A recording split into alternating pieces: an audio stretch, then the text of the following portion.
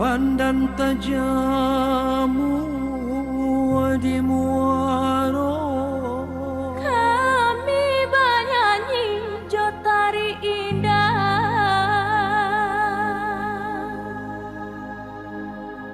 pau be hati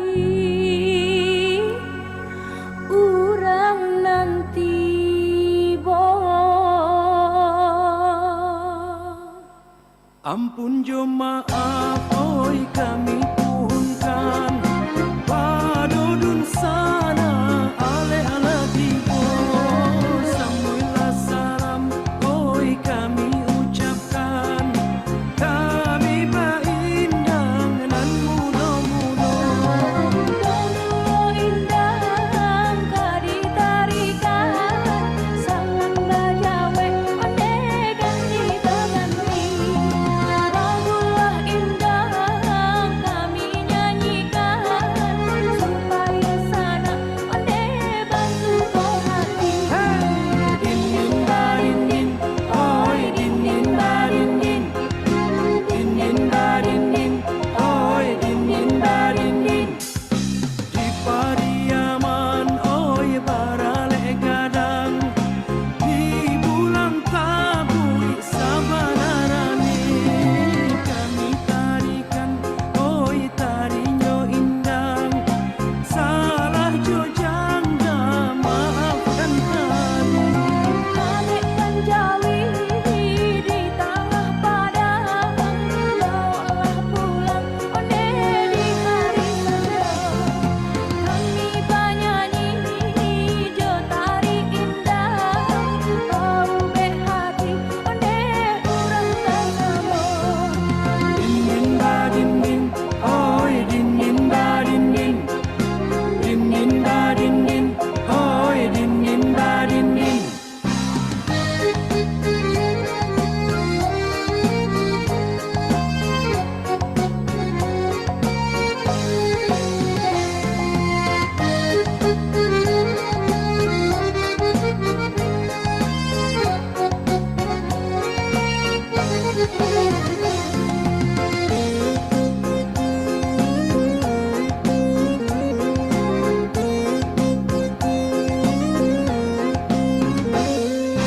Paralah tinggi oi si burung tabang balik Malaya kainge juo banyak ragamnya oi budaya datang budaya kita kambang anjur. Marilah Solo nata salayo, punanglah guguk onde baik kapasa. Ambianan elo jadi pusako, sadonan buruk onde kita peloan. Dindin badindin oi dindin badindin dindin badindin oi dindin badindin dindin badindin oi dindin badindin dindin badindin oi dindin badindin dindin badindin oi dindin badindin dindin badindin oi dindin badindin dindin badindin oi dindin badindin dindin badindin oi dindin badindin.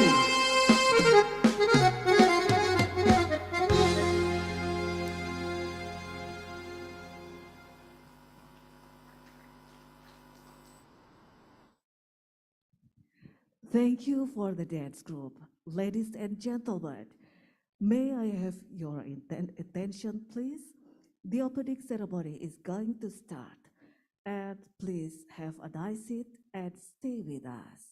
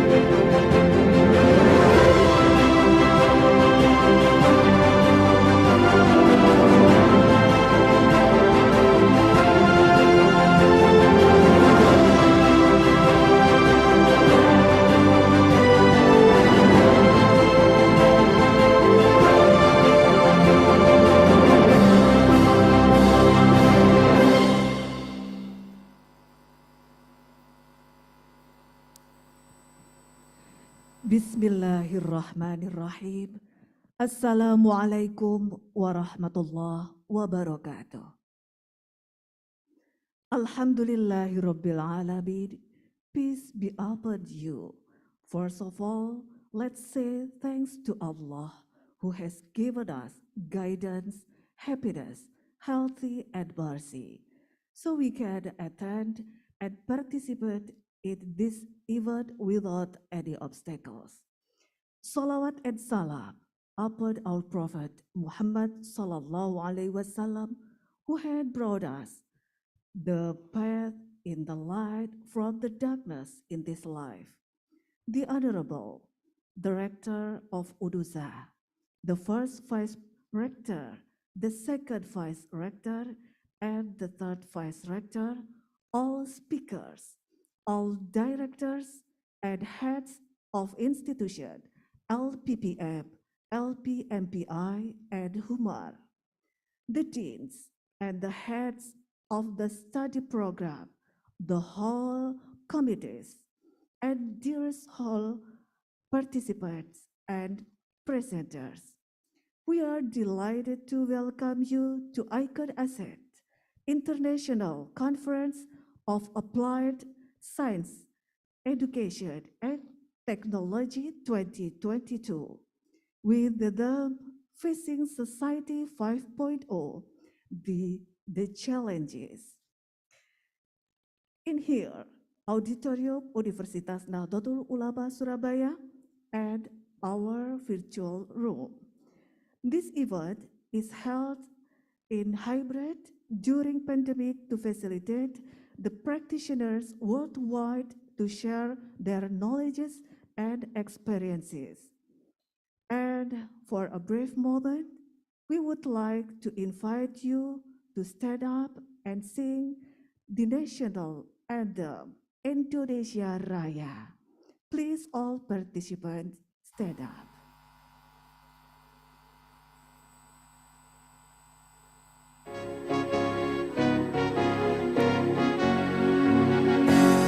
Indonesia tanah airku, tanah tumpah darahku. Di sanalah ku berdiri, jadi pandu hidupku. Indonesia kebangsaanku, bangsa dan tanah airku. Marilah kita bersatu, Indonesia bersatu. Hiduplah tanahku, hiduplah negeriku, bangsaku, rakyatku semuanya. Bangunlah jiwanya, bangunlah badannya untuk Indonesia Raya. Indonesia Raya, merdeka, merdeka, tanahku, negeriku yang ku cinta. Indonesia Raya, merdeka, merdeka, hiduplah Indonesia Raya. Indonesia Raya, merdeka, merdeka, tanahku, negeriku yang ku cinta. Indonesia Raya, merdeka, merdeka, hiduplah Indonesia Raya. Please have a seat. Thank you.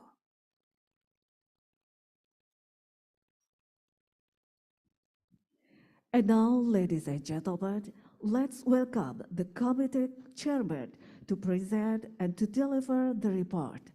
Mrs. Ari Andini, STMSE, the floor is yours.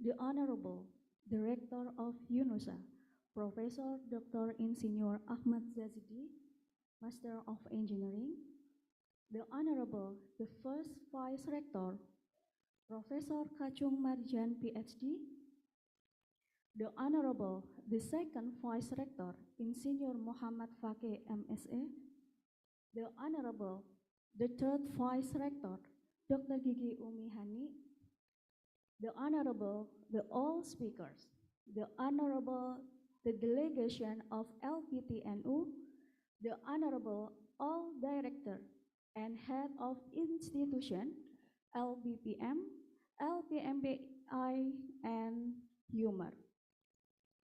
The Honorable, the Dean and head of study programs, the Honorable, the whole committees, the Honorable and the dearest all participants and presenters. Bismillahirrahmanirrahim. Assalamualaikum warahmatullahi wabarakatuh. Alhamdulillahirabbil alamin wassalatu wassalamu ala asrofil anbiya'i wal mursalin sayyidina wa maulana Muhammadin wa ala alihi wa sahbihi ajmain. Amma ba'd. The first of all, let's thanks to Allah who has been giving us the mercy and blessing so we can attend to international conference on applied science, education, and technology, or iConASET 2022 without any obstacles. Salawat and salam be with our Prophet Muhammad Sallallahu Alaihi Wasallam, who has guided us from the darkness to the lightness by leading us to Islam. Ladies and gentlemen, the iConASET program aims to facilitate researchers to achieve their research output through article index corpus. This iConASET has 6 main topics, such as first, public health and biomedical science, second, medical, midwifery and nursing, third, environmental health, fourth, economic and business, fifth, education, and sixth, engineering and information communication technology, or ICT. Our sincere gratitude to all participants and presenters who attend offline at this auditorium and join online via Zoom. The presenter and participants came from students and professionals. Approximately, there are 105 presenters and 200 participants who attend from within Indonesia and abroad. This performance achievement certainly cannot be spared from the committee.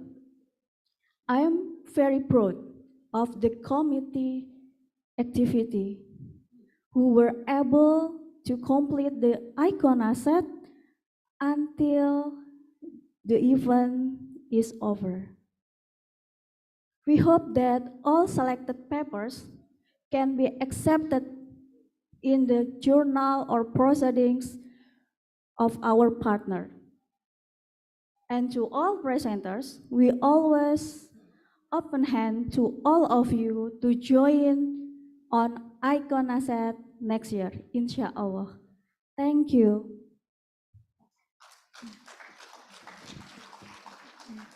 Wassalamualaikum warahmatullahi wabarakatuh.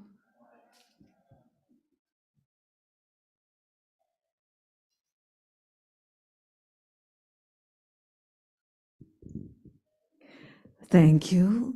For the first speech, we would like to welcome the head of LPPM Oduza to deliver a welcoming speech.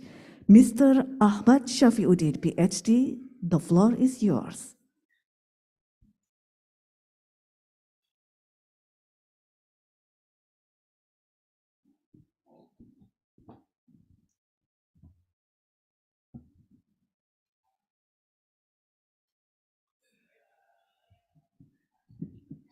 Okay, Thank you very much. Assalamualaikum warahmatullahi wabarakatuh. Bismillahirrahmanirrahim. Alhamdulillahi rabbil alamin. Allahumma salli ala Muhammad. The Honorable Rector UNUSA, Professor Ahmad Yazidi, the Honorable Vice Rector, Prof. Kachung Marijan, the Honorable Vice Rector, Dr. Muhammad Fakih, the Honorable Dr. Umi Hani, Vice Rector, the Honorable Deans, Directors, Head in UNUSA, the Honorable Chairman Committee, Ari Andini, and her teams of iConASET, and a very, very warm welcome from us, particularly for keynote speakers, invited speakers, and also participants, lecturers, everyone to be here, to be in this room for involving iConASET this year. Before I start my speech, on behalf of our institute, Institute of Community Research, Institute of Research and Community Service, LPPM, we thank in deep my heart, particularly to Chairman Committee, Ari Andini and her teams of iConASET for organizing this great event.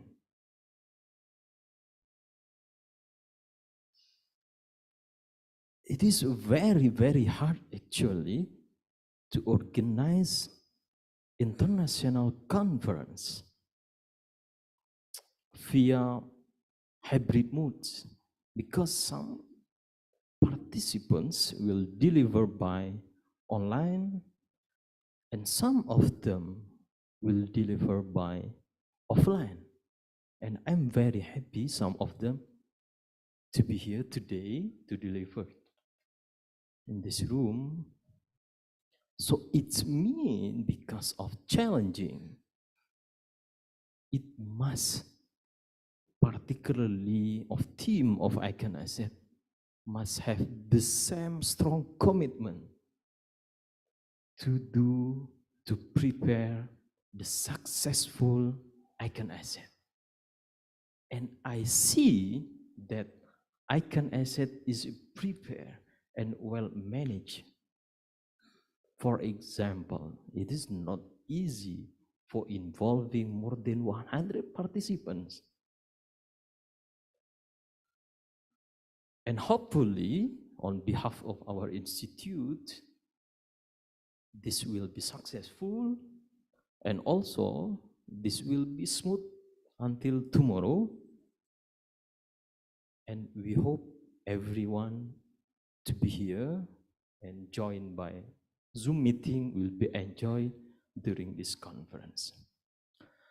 Ladies and gentlemen, in lining with the vision of mission of UNUSA, UNUSA has the commitment to spread, to distribute a positive manners in terms of knowledge, in terms of technology, obtained from research activities, and today the proof of the commitment.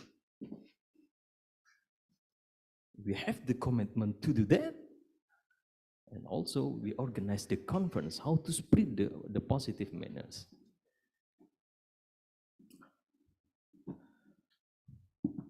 And I'm very happy, more than 100 participants to be here, and we are very, very aware that such conference will contribute significantly, particularly for the advancement of knowledge and technology. And this is very, very crucial for us, for sharing the idea to do high quality research, for examples, and for collaborating several activities in terms of research activities, in terms of publishing high quality papers collaborations, for example, and by this conference, we can do that.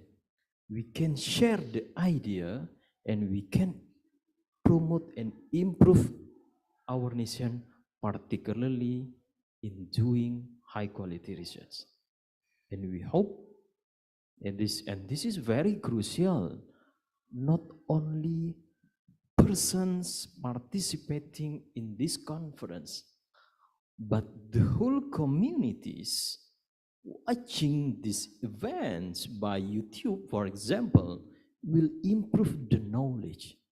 And this is a very crucial, not only the person participating, but the whole communities nationally also, in particular in the globe.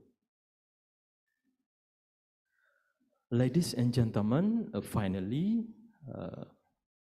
thank you very much for iConASET, and we hope because of the name, this conference will be one crucial icon for UNUSA in spreading a positive manners in terms of knowledge, not only this year, because iConASET is planned to organize annually.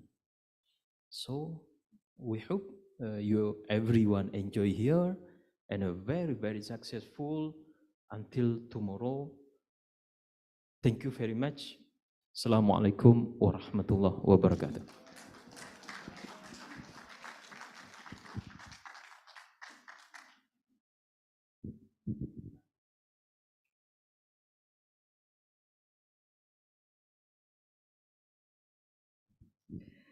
Thank you. And for the second speech, without further ado, we would like to welcome the Rector of UNUSA to deliver a welcoming speech. Professor Dr. Insinyur Ahmad Jazidi, Magister Engineering, the floor is yours.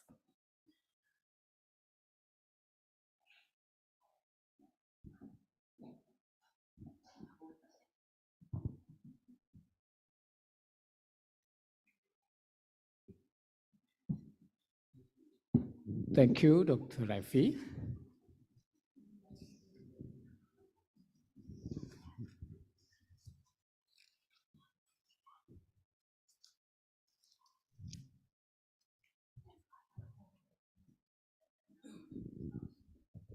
Distinguished guest speakers, Prof. Alison Hutton from University of Newcastle, Australia, Mr. Yu Chanli, Taipei Medical University, Taiwan, Dr. Sum Jayachandran, Manipal Global, NXT University, Malaysia, Mr. Muhammad Min Uddin, PhD, Scientist, Takara Bio, USA, Incorporated, Professor Benny Cahyono, Coventry University, United Kingdom, Insinyur Wardah Al-Khatiri, PhD, Universitas Nahdlatul Ulama, Surabaya. Distinguished all vice rectors of UNUSA, deans and vice deans within UNUSA, and head of study program, directors, and head of institutions within UNUSA, especially Mr. Ahmad Shaifuddin, Mr. Ahmad Shafiuddin, PhD, head of Institution of Research and Public Service of UNUSA. All participants in this international conference, Ladies and gentlemen, Assalamu alaikum wa rahmatullah wa barakatuh.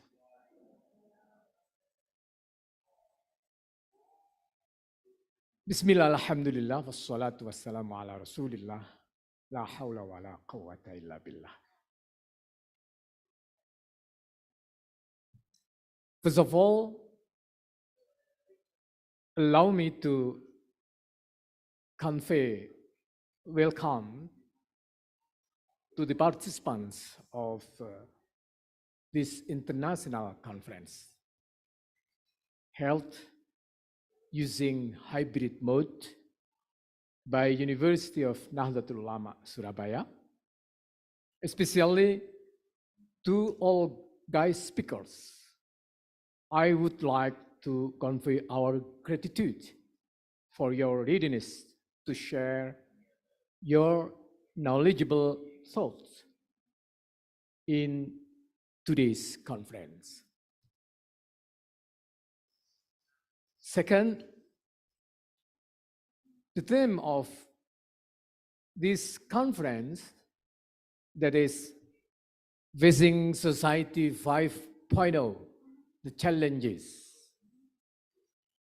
is a very strategic discourse, since all nations in the world are facing this new phenomenon. Ladies and gentlemen, my understanding about Society 5.0 is a human-centered society that balances economic advancement with the resolution of social problems by a system that highly integrates cyberspace and physical space. Society 5.0 was proposed in Japan in the 5th Science and Technology Basic Plan as a future society that Japan should aspire to. Society 5.0 follows the former societies. For example, from hunting society, a society 1.0, agricultural society, society 2.0, industrial society, society 3.0, and information society, society 4.0.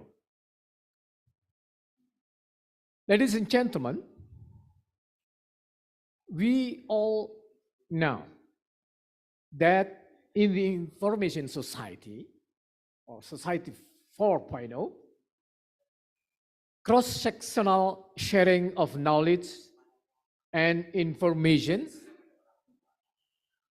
was not enough, and cooperation was difficult due to the fact that there is a limit to what people can do. The task of finding the necessary information for overflowing information and analyzing it was a burden, and the labor and scope of actions were restricted due to age and varying degrees of ability.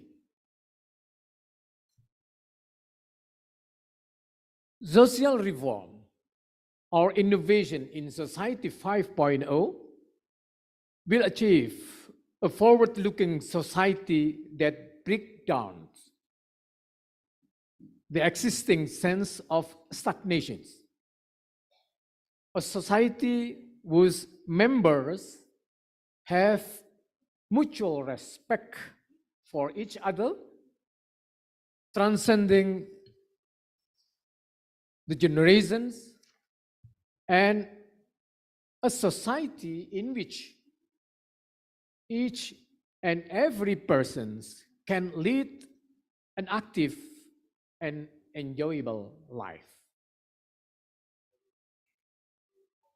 It is therefore Society 5.0 achieves a high degree of convergence between cyberspace or virtual space and physical space or real space. In the past information society or society 4.0, people would access a cloud service or database in cyberspace via the internet and search for, retrieve, and analyze information or data. In Society 5.0, a huge amount of information from sensor in physical space is accumulated in cyberspace. In cyberspace, this big data is analyzed by artificial intelligence. And the analysis results are fed back to human in physical space with various forms. Ladies and gentlemen, as I mentioned earlier, that Society 5.0 is a strategic issue since it balances economic development and solves social issues. The ongoing globalization create drastic changes in many sectors, as it could be bring prosperities.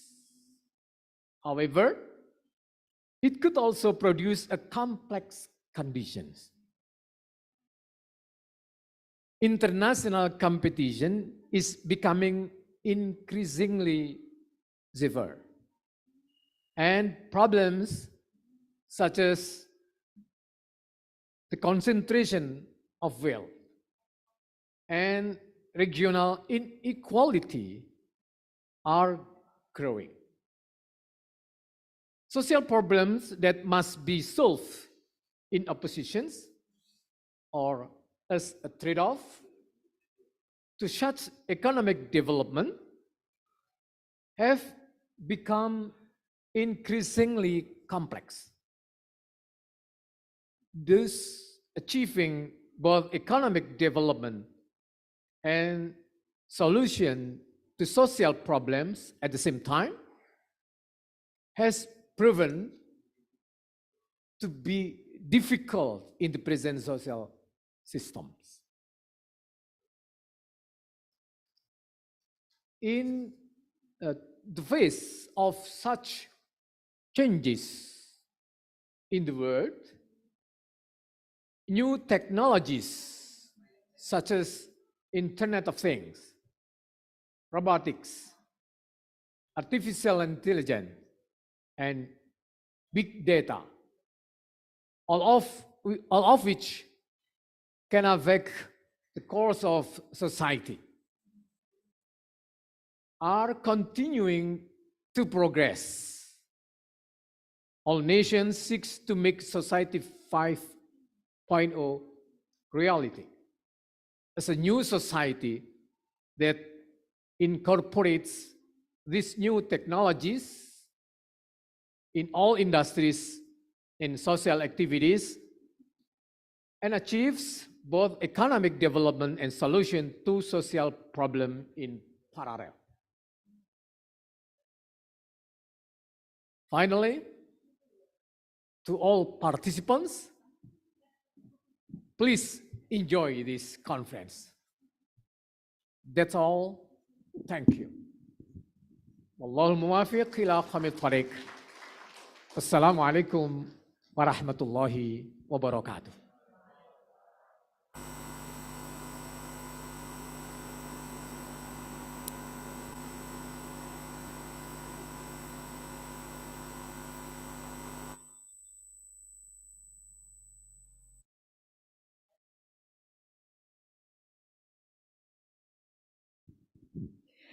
Thank you.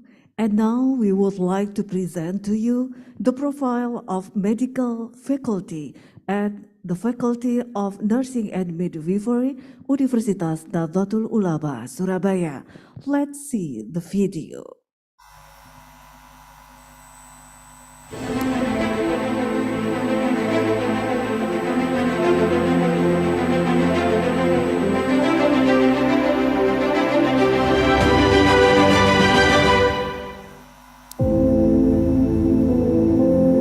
Program Studi S1 Pendidikan Dokter dan Profesi Dokter Fakultas Kedokteran Universitas Nahdlatul Ulama Surabaya adalah program studi pendidikan dokter dan profesi dokter yang terkemuka di Indonesia.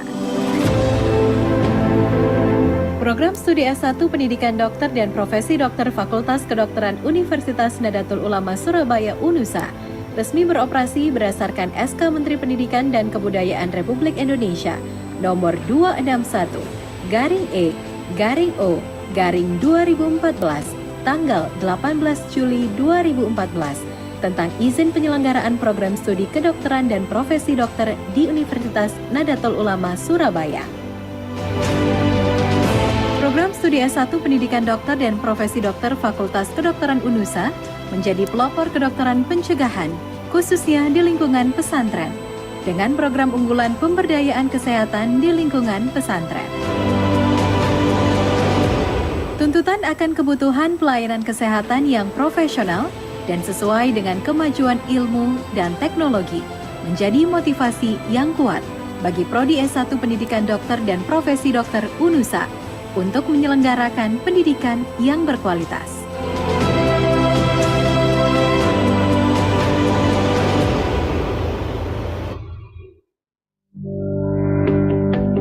Kampus Prodi S1 Pendidikan Dokter dan Profesi Dokter UNUSA terletak di kawasan metropolis Kota Surabaya, kawasan ibu kota Jawa Timur yang mudah diakses dan modern. Kampus Prodi S1 Pendidikan Dokter dan Profesi Dokter UNUSA dilengkapi dengan 3 rumah sakit sendiri, sehingga mendukung terciptanya suasana akademik program studi kedokteran. Sejalan dengan visi misi universitas dan fakultas, Prodi S1 Pendidikan Dokter dan Profesi Dokter UNUSA mempunyai visi dan misi sebagai berikut. Menjadi program studi pendidikan dokter yang terkemuka, unggul di tingkat nasional dan internasional, profesional dalam ilmu kedokteran, terutama kedokteran pencegahan, berjiwa wirausaha, serta berkarakter Islami. Menghasilkan dokter yang unggul dalam ilmu pengetahuan kedokteran, profesional dalam ilmu kedokteran terutama kedokteran pencegahan, berjiwa wirausaha, serta berkarakter Islami. Menyelenggarakan penelitian di bidang ilmu kedokteran dasar, kedokteran klinik, dan kedokteran komunitas di lingkungan pesantren dan masyarakat secara umum. Menyelenggarakan pengabdian kepada masyarakat dengan menerapkan ilmu kedokteran terutama kedokteran pencegahan di komunitas pesantren dan masyarakat umum. Menyelenggarakan program studi pendidikan dokter yang terkemuka dan unggul dengan menerapkan sistem manajemen yang profesional. Menumbuh kembangkan budaya Ahlus Sunnah wal Jamaah An-Nadiyah dalam kegiatan akademik dan kehidupan masyarakat. Dilengkapi dengan dosen yang berkualitas dan fasilitas yang lengkap serta modern. Program studi S1 Pendidikan Dokter saat ini menyandang predikat akreditasi B dari LAM PTKes. Mahasiswa Prodi S1 Pendidikan Dokter dan Profesi Dokter UNUSA berasal dari dalam dan luar negeri. Seleksi penerimaan mahasiswa baru dilakukan secara ketat melalui berbagai jalur penerimaan, yaitu jalur mandiri, jalur kemitraan pesantren, dan jalur undangan. Kurikulum pendidikan yang berkualitas sesuai dengan standar kompetensi dokter Indonesia dan terintegrasi dengan jiwa wirausaha dan karakter Islami, menghasilkan lulusan dengan kemampuan sebagai seorang klinisi, pendidik dan peneliti, pengelola wirausaha sosial, pembuat kebijakan, serta pendakwah. Program penelitian dan pengabdian masyarakat menunjang tercapainya pendidikan kedokteran sebagai pelopor kedokteran pencegahan khususnya di komunitas pesantren. Penelitian dan pengabdian masyarakat secara reguler diadakan bersama dengan mahasiswa di pondok pesantren binaan. Dan setiap penelitian yang dilaksanakan harus mendapatkan sertifikat layak etik dari Komisi Etik Penelitian Kesehatan UNUSA. Program Studi S1 Pendidikan Dokter dan Profesi Dokter UNUSA memiliki sarana dan prasarana yang lengkap, modern, dan terstandar untuk menunjang ketercapaian kompetensi mahasiswa, yaitu Laboratorium Anatomi, Laboratorium Terpadu 1, Laboratorium Terpadu 2, Laboratorium Terpadu 3, Laboratorium Kimia Kesehatan, Laboratorium Biomolekuler, Laboratorium Mikrobiologi, Laboratorium Hematologi, Laboratorium Imunologi dan Kimia Klinik, Laboratorium Fisiologi Klinik, Laboratorium Hewan Coba, Laboratorium Penelitian, Laboratorium Pemeriksaan Penunjang Sederhana, Laboratorium Biosafety Level 2, Laboratorium Wirausaha, Ruang Keterampilan Klinik Dokter Muda, Ruang CBT dan OSCE Ruang Tutorial.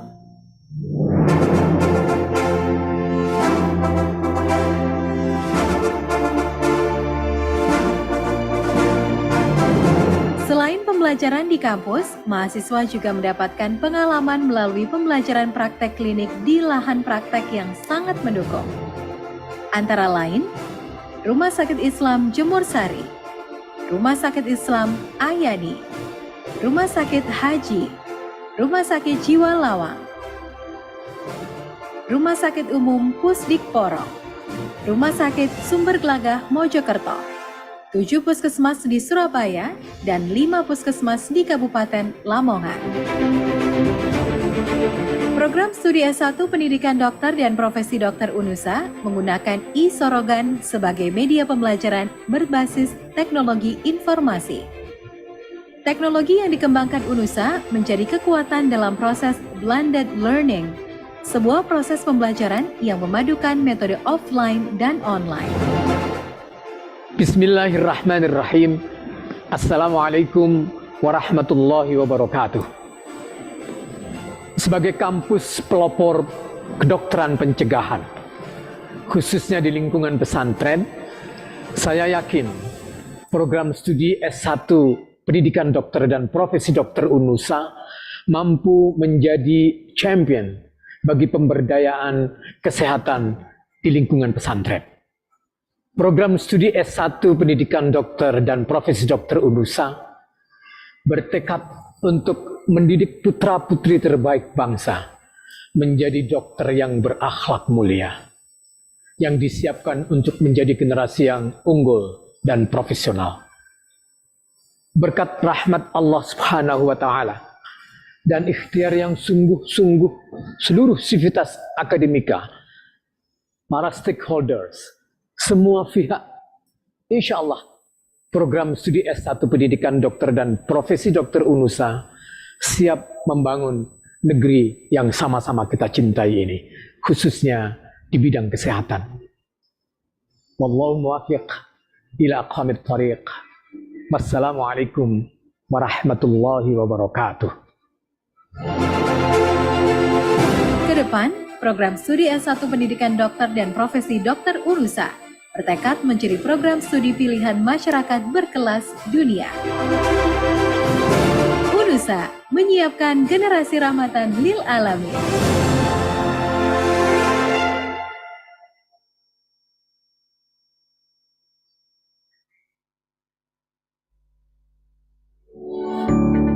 Fakultas Keperawatan dan Kebidanan Universitas Nahdlatul Ulama Surabaya, UNUSA.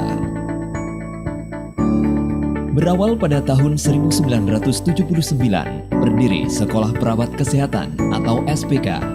Kemudian berturut-turut pada tahun 1985, berdiri Akademi Keperawatan atau Akper. Dan pada tahun 1997, SPK konversi menjadi Akademi Kebidanan atau AKBI. Di tahun 2006, dua institusi tersebut melebur menjadi satu institusi, Sekolah Tinggi Ilmu Kesehatan atau STIKES Yarsis, dengan menambah satu program studi, yaitu S1 Keperawatan. Berbekal pengalaman lebih dari 33 tahun dalam mengelola institusi pendidikan, khususnya di bidang kesehatan, pada tahun 2013, STIKES Yarsis berubah menjadi Universitas Nahdlatul Ulama Surabaya. Kelembagaan yang ada di STIKES tersebut menjadi Fakultas Keperawatan dan Kebidanan UNUSA.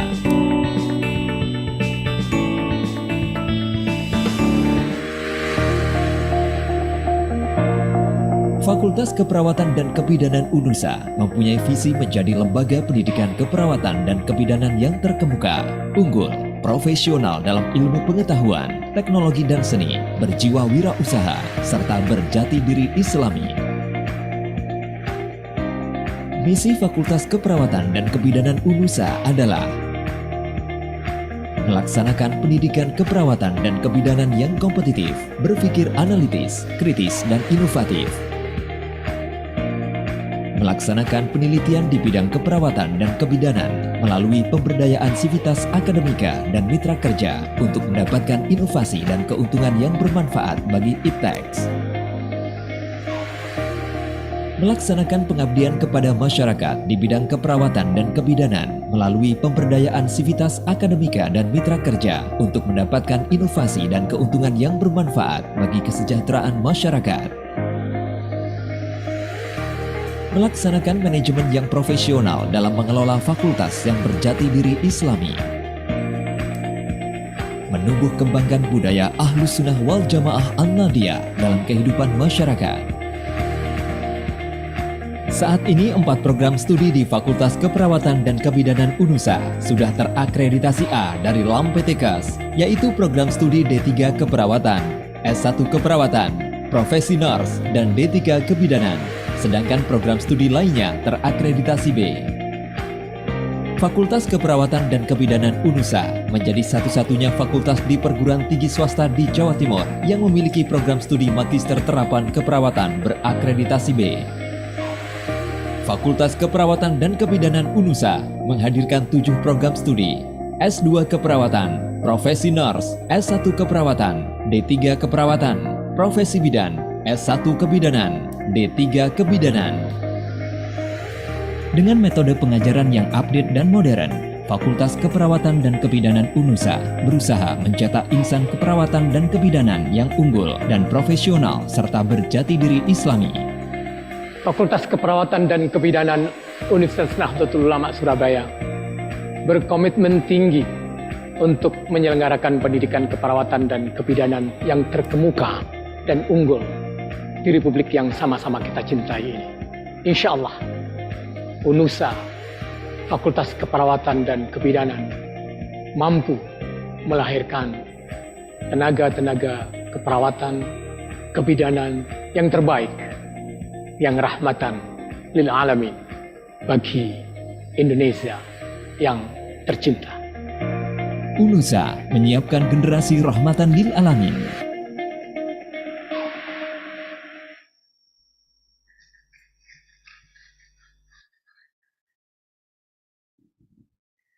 Ladies and gentlemen, today we will have 3 sessions of the first main symposium, panel discussion, and present the certificate to our speakers.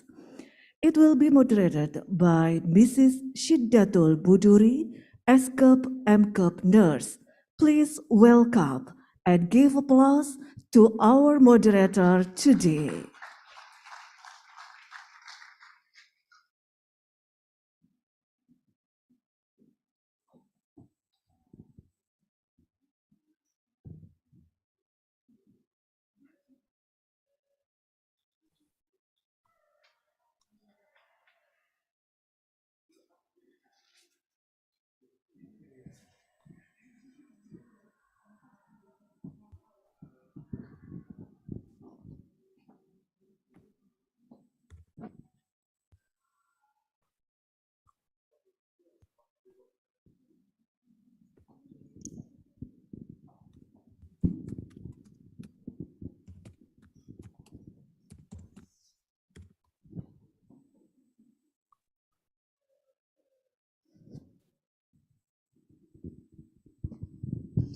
Good morning, ladies and gentlemen. Assalamualaikum warahmatullahi wabarakatuh. Welcome to the first iConASET International Conference on Applied Science, Education and Technology that held by Research and Community Service Institute of Universitas Nahdlatul Ulama, Surabaya. It's so much pleasure to be here. I am Sinatul Buduri, the moderator of these sessions. And the topic is about facing society 5.0, the challenges. It's hard to talk about society era, artificial intelligence, machine learning without talking about impact on human and society, especially on healthcare services. Today is society era, disruptive era. Doctor, researcher, nurses, teacher develop some device, tool, or method to improving quality of life. They also developed digital health, integrated mixed reality, and integrated ethics value. So today we have three amazing speakers who are really expert in their majors. The first speaker is Muhammad Min Udin, PhD. He's a scientist on immunology and immunotherapy at Cakarabayo USA.Inc. Good evening, Mr. Min Udin. Are you with us? Assalamualaikum. Yeah, good evening from California. Hello. And I think good morning in Indonesia. Okay, thank you. For the second speaker is Professor Yu Chuan Jack Lee. He's dermatologist and distinguished professor at Taipei Medical University. And during his incidental situation, he cannot join the Zoom live, but he sent us the video presentation. So maybe there will no Q&A with Professor Yu Chuan Jack Lee. The third speaker is Professor Alison Hudson. He's an expert on nursing disaster from University of Newcastle, Australia. Before we start the talks, I want to tell you the rules that first, each speaker has 30 minutes to talk. And after all the presentation, there will be Q&A sessions. And now, to make a good atmosphere, please turn off your phone or make it silent. Thank you. Now, with immunology and immunotherapy in the featured topic, please welcome Muhammad Min Udin, PhD.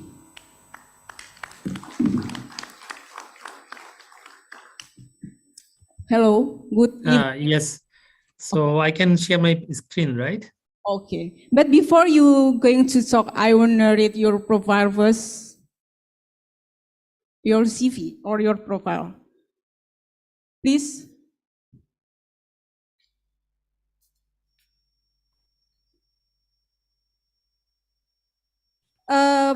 Muhammad Min Udin, PhD, he's a scientist from Cakarabayo USA.Inc. He got her bachelor and master of science in University of Chittagong, Bangladesh, and she got her PhD in medical science, especially in immunology, in University of Tokushima, Japan. Now she's scientist, and her current project outline is developing new gene delivery method for immune cells to engineer immune cell for immune cell therapy, and work with a multidisciplinary team, regularly presenting and attending different internal meetings and seminars. And when I saw this curriculum vitae, he got some word from Japanese foundation and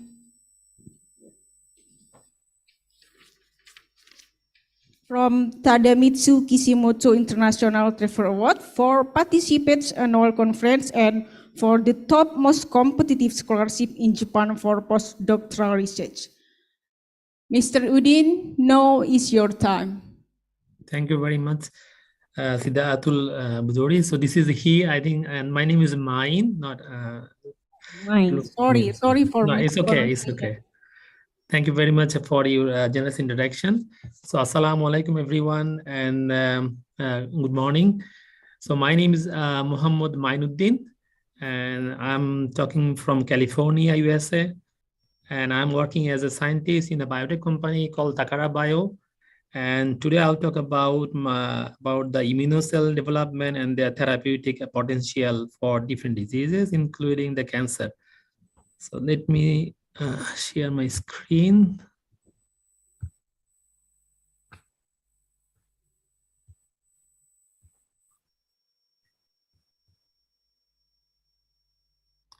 So can you see the slide? Yes. Okay, thank you very much. So before starting my talk, I would like to give thanks and my warm thanks to the organizer of the International Conference on Applied Science, Education, and Technology. And also I would like to give thanks to the Hitomi Ima. She basically invited me to talk in this conference. So thank you very much, everyone. So today I'll talk about immunocell development and its therapeutic potential. And I believe that all of you have some basic knowledge on immunocell, as you are from the medical professional. So in my talk today, there are three parts. The first part, I'll talk about the immunocell development in the thymus. In my second part, I'll talk about the targeted T-cell therapy for the autoimmune diseases. And in my last part, I'll talk about the future of the T-cell therapy for cancer and other diseases. So let's talk about the first part, that is the immunocell development in the thymus. So this is the very basic picture I believe most of you know. Just I would like to remind you that will help you to understand the further talk. So we know that we have a two part. One is our immune organ, and second is our different immunocell. So if you look at the figure in the left side, you see that we have a different immune organ. So you see the top is we have a thymus. Basically, this is the just beside the heart. And we have a liver, we have a bone marrow, we have a spleen, lymph node, and also the blood and the lymphatic organ. So these are the major organ of our immune system. Of course, all the part of our body, including the skin, respiratory tract, intestinal tract, everywhere our immune system, immunocell are there. But mostly the thymus and the bone marrow, these two are the major organ for the immunocell development.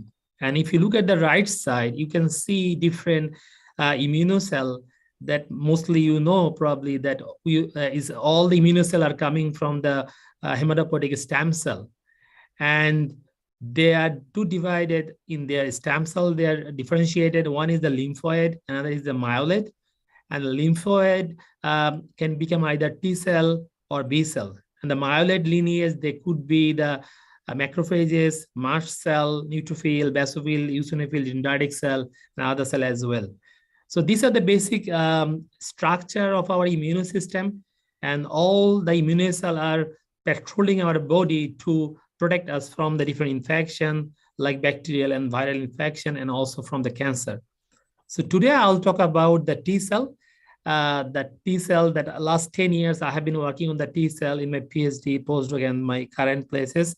So I'll talk about how T cell develop and how it play a role, protect us from the infection, and how people are now trying to engineering the T cell that is called immunotherapy that can protect us, help us to protect from the cancer and other diseases.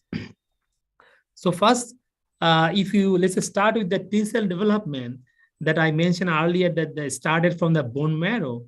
So the T cell progenitor that is called initially hematopoietic stem cell, and then further it is the common lymphoid progenitor cell. They travel from the bone marrow into the thymus. And in the thymus, they go through different stages or steps, and finally they become the T cell. So if you look at if I just simplify their stages, when they come into the thymus, initially it's called DN, and then they become DP, is called double negative and then double positive thymocyte, and then they become either CD4 or CD8, that mostly we know.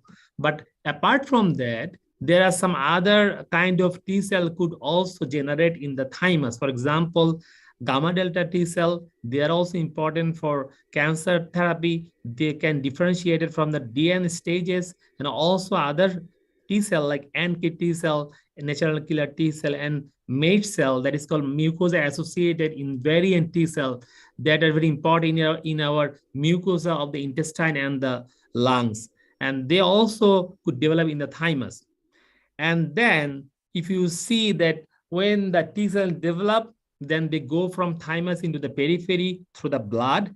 And if you just, for example, when there is an infection, then CD4, for example, they can further differentiate it into different kind of the CD4 cell, like for example, TH1, TH2, TH9, TH17, and regulatory T cell, TR1 cell. And similarly, the other cell like the CD8, they can differentiate into different CD8 T cell and also gamma delta mate and KT. So all can be basically can differentiate it into different kind subtype. It depends on the infection, and they can protect us from the infection. And how they protect, this is very simplistic picture, how T cell activate and they can protect us from the infection. So if you look at the bottom picture, you see that dendritic cell, they can present the antigen from the bacteria, viral, the cancer using the MSC1 or MSC2, and human is called HLA. And then that presentation interact with the T cell through the TCR or CD2, CD8. And that interaction can activate the T cell, and then T cell can activate and killing the infected cell. So this is the basic picture of how different T cells are developed in the thymus and how they can activate and how they can clear the infection. So I just want to mention that thymus is the only organ that necessary for the one kind of immunocell development. There is no other immunocell that need a specific place for the development. So only the T cell need a very specific place that we are calling thymus for the development. So why the T cell need a very specific place for the development? So if you look at the picture, if you see in the left side, this is the picture of the thymus, and in the thymus there is a two part. One is called the outer part, it is called cortex, that is green in this picture.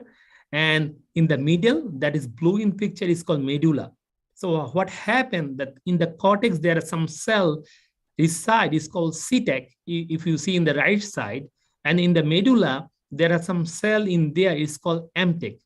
So this CTEC in the cortex and MTEC in the medulla, they interact with the different stages of the T cell like DNDP, and they help to educate the T cell to become mature T cell. So what does it mean by the educate the T cell?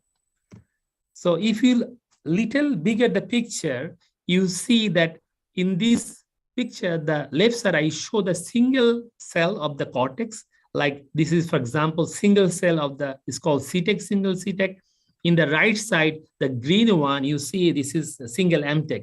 So what happened that when you see the thymocyte, they interact with this CTEC by peptide MSC that is expressed by the CTEC and TCR by the thymocyte.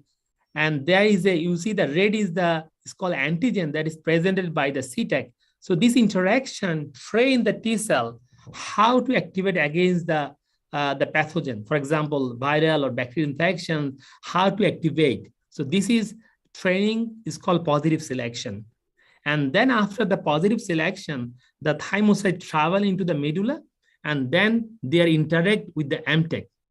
And in the MTEC, the interaction is called negative selection. Why it's called negative selection? Because in the interaction, the thymocyte learn not to activate against the self. That means they can train, differentiate between the self and non-self. That means our both own antigen, they don't activate. And if they are successfully learned, they can become the normal or conventional T cell. And if they are activate, in some reason, they could be activated against the self antigen. And then they goes to the death, or some self-reactive T cell can become regulatory T cell. So this is called the negative selection. And in the CTEC, in the cortex, there is a molecule is called beta 5T. that molecule is very important for the CD8 T cell positive selection. So in my PhD, my lab basically discovered this molecule beta-5T, and this molecule beta-5T is very essential for CD8 T cell development. And if you look at the figure in the right side, you see the CD4 negative and CD8 positive TCR beta thymocyte. You see the cell number is significantly reduced in the knockout mice of beta-5T. So that means if there is no beta-5T, CD8 T cell number has significantly decreased. And we know the CD8 T cell very important to clear the bacterial and the viral infection also in the cancer. So that molecule is very essential. But however, how this molecule is regulated, it was not known that time. So I was looking at the mechanism how this molecule is regulated in the thymus. And there is another molecule is called FOXN1, and this molecule also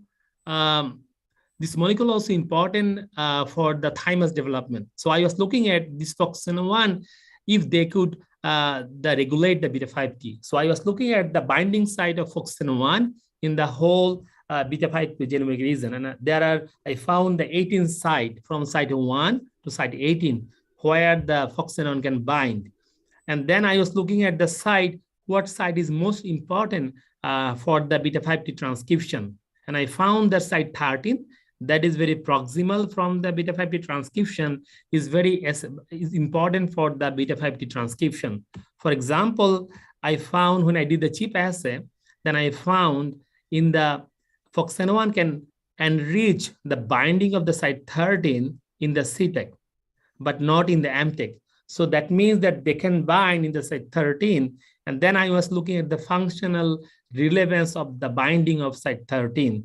And for that, I was looking, making the mutation in this site 13. So I was using the CRISPR-Cas9 that is very popular nowadays and very good method to gene editing. So using the CRISPR-Cas9, I made the mutation in the site 13. So that means if you look at the sequence of the site 13, it is in the blue that is called C and double C, that when I introduce the CRISPR-Cas9, and then I could alter this to C into the T.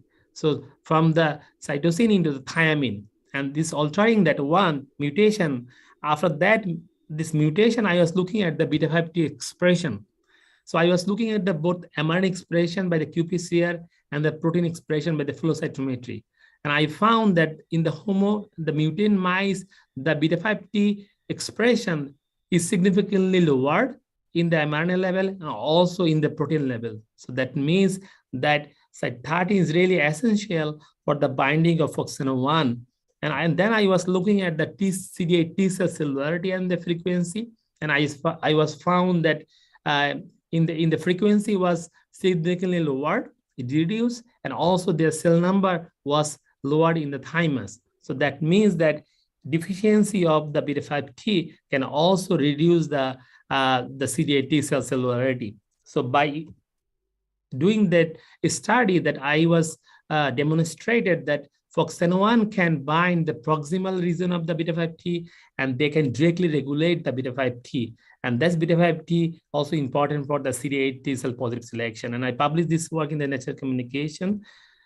And from this study, the take message is that thymus is the key organ for the T cell development, and different T cells are developed in the thymus. And the thymic microenvironment are important for T cell positive selection and negative selection. And beta-5T is expressed in the thymus, and they regulate CD8 T cell development. And FOXN1 can directly bind and regulate beta-5T transcription. So that was my PhD work. And this is my PhD supervisor. His name is Yusuke Takahama. Now, currently, he is doing the research in the NIH as a senior investigator. That's all about my PhD work. So next, I'll talk about the second part that I did in my postdoctoral research, that is targeted T cell therapy for the autoimmune diseases.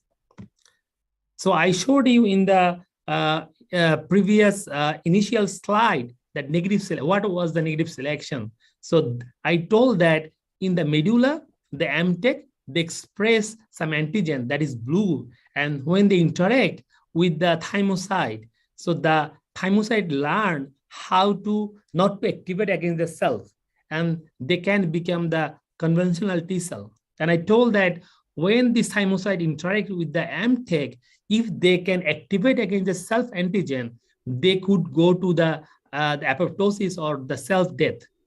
But in reality, this is not always happen. Sometimes some T cells that are self-reactive, they can escape from this negative selection. So now what happened when they escape the self negative selection? They can go to the periphery and they can attack the self antigen because their education is not well trained, so they can activate against the self antigen. For example, type 1 diabetes is a very good example of the autoimmune diseases and and this is called the negative selection escape. And if it happens, then it lead to the autoimmune diseases. So for example, what happened in the type 1 diabetes? So we know that type 1 diabetes is the immunocell like CD4, CD8 T cell, they attack and they can kill the insulin producing beta cell in the pancreas. So that means that T cell who activate against the beta cell are traveling from the medulla into the pancreatic, and then there they can kill the beta cell that can produce insulin. And without insulin, we know that glucose level is increased, and that can lead to the type 1 diabetes. And also it can lead to the other autoimmune diseases like colitis or the brain EAE diseases or the liver diseases and so on. And the bad part is that so far there is the conventional drug, they cannot suppress this self-reactive T cell. What usually nowadays we do when someone has autoimmune diseases, he need to take some drug that suppress all the immunocell. So he's a kind of immunosuppressive or immunocompromised patient. He can be prone to any diseases. So that's the limitation of the treatment so far to treat the autoimmune diseases. So my lab that I was working on, they found a very, very, very unique and very amazing solution to cure the autoimmune diseases. So in my lab, what we are doing that we develop in the lab, we develop it's called the nanoimmunotherapy, and that can suppress selectively only the autoreactive T cell. So what happened? If you look at the figure, if you look at the left side, you see that there is a complex structure that is called nanomedicine, and in the middle gray, this is called nanoparticle, and this nanoparticle is conjugated with the blue is the MSC, and the other color, orange color, is the antigen. So for example, if someone has the type 1 diabetes, that means that can activate against the antigen, and type 1 diabetes is called BDC 2.5, BDC 2.5. So when we are injecting this nanocomplex with the BDC 2.5, so it can bind with the self-reactive T cell that can activate against this BDC 2.5. So what happened, what the miracle this nanoparticle do, they can reprogram this cell-reactive T cell and make them into regulatory T cell.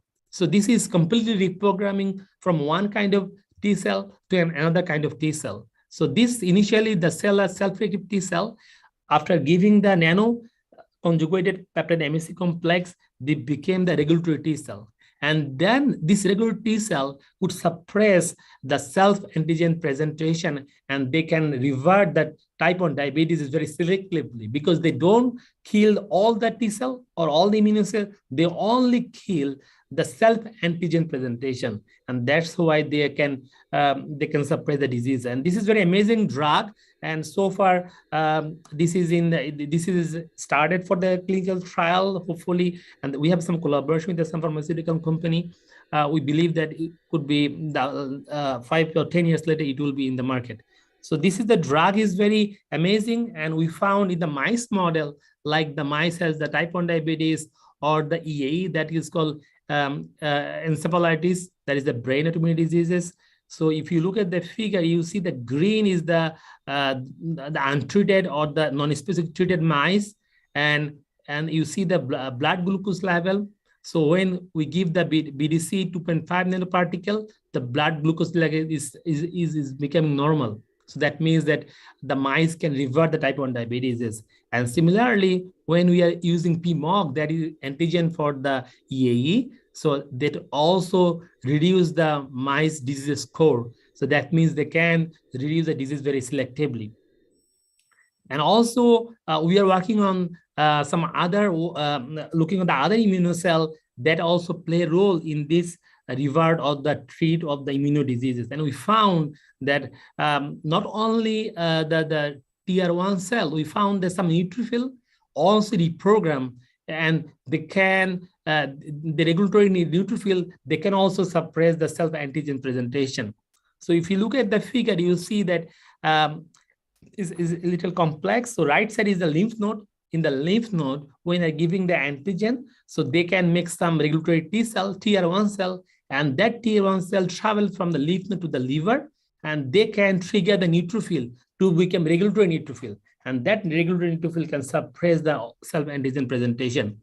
And also recently we have done the bioavailability and pharmacokinetics and thermodynamics to see that the drug availability, and we found they're really very fast. I mean, within very few minutes after the administration, they can go to the liver, spleen, and the lung, and they can protect themselves. That you see in the figure when they are giving to the mice, so they are making complex using the other serum protein. And by using the complex, they are protected from the other cell macrophages or the Kupffer cell phagocytosis. That's very important for their function, because many immunotherapeutic drug cannot work because the phagocytic cell can engulf them. So this is good that we found that is make a complex, so that's not engulfed by the other immunocells, so they can work and they can protect the from the immunodiseases.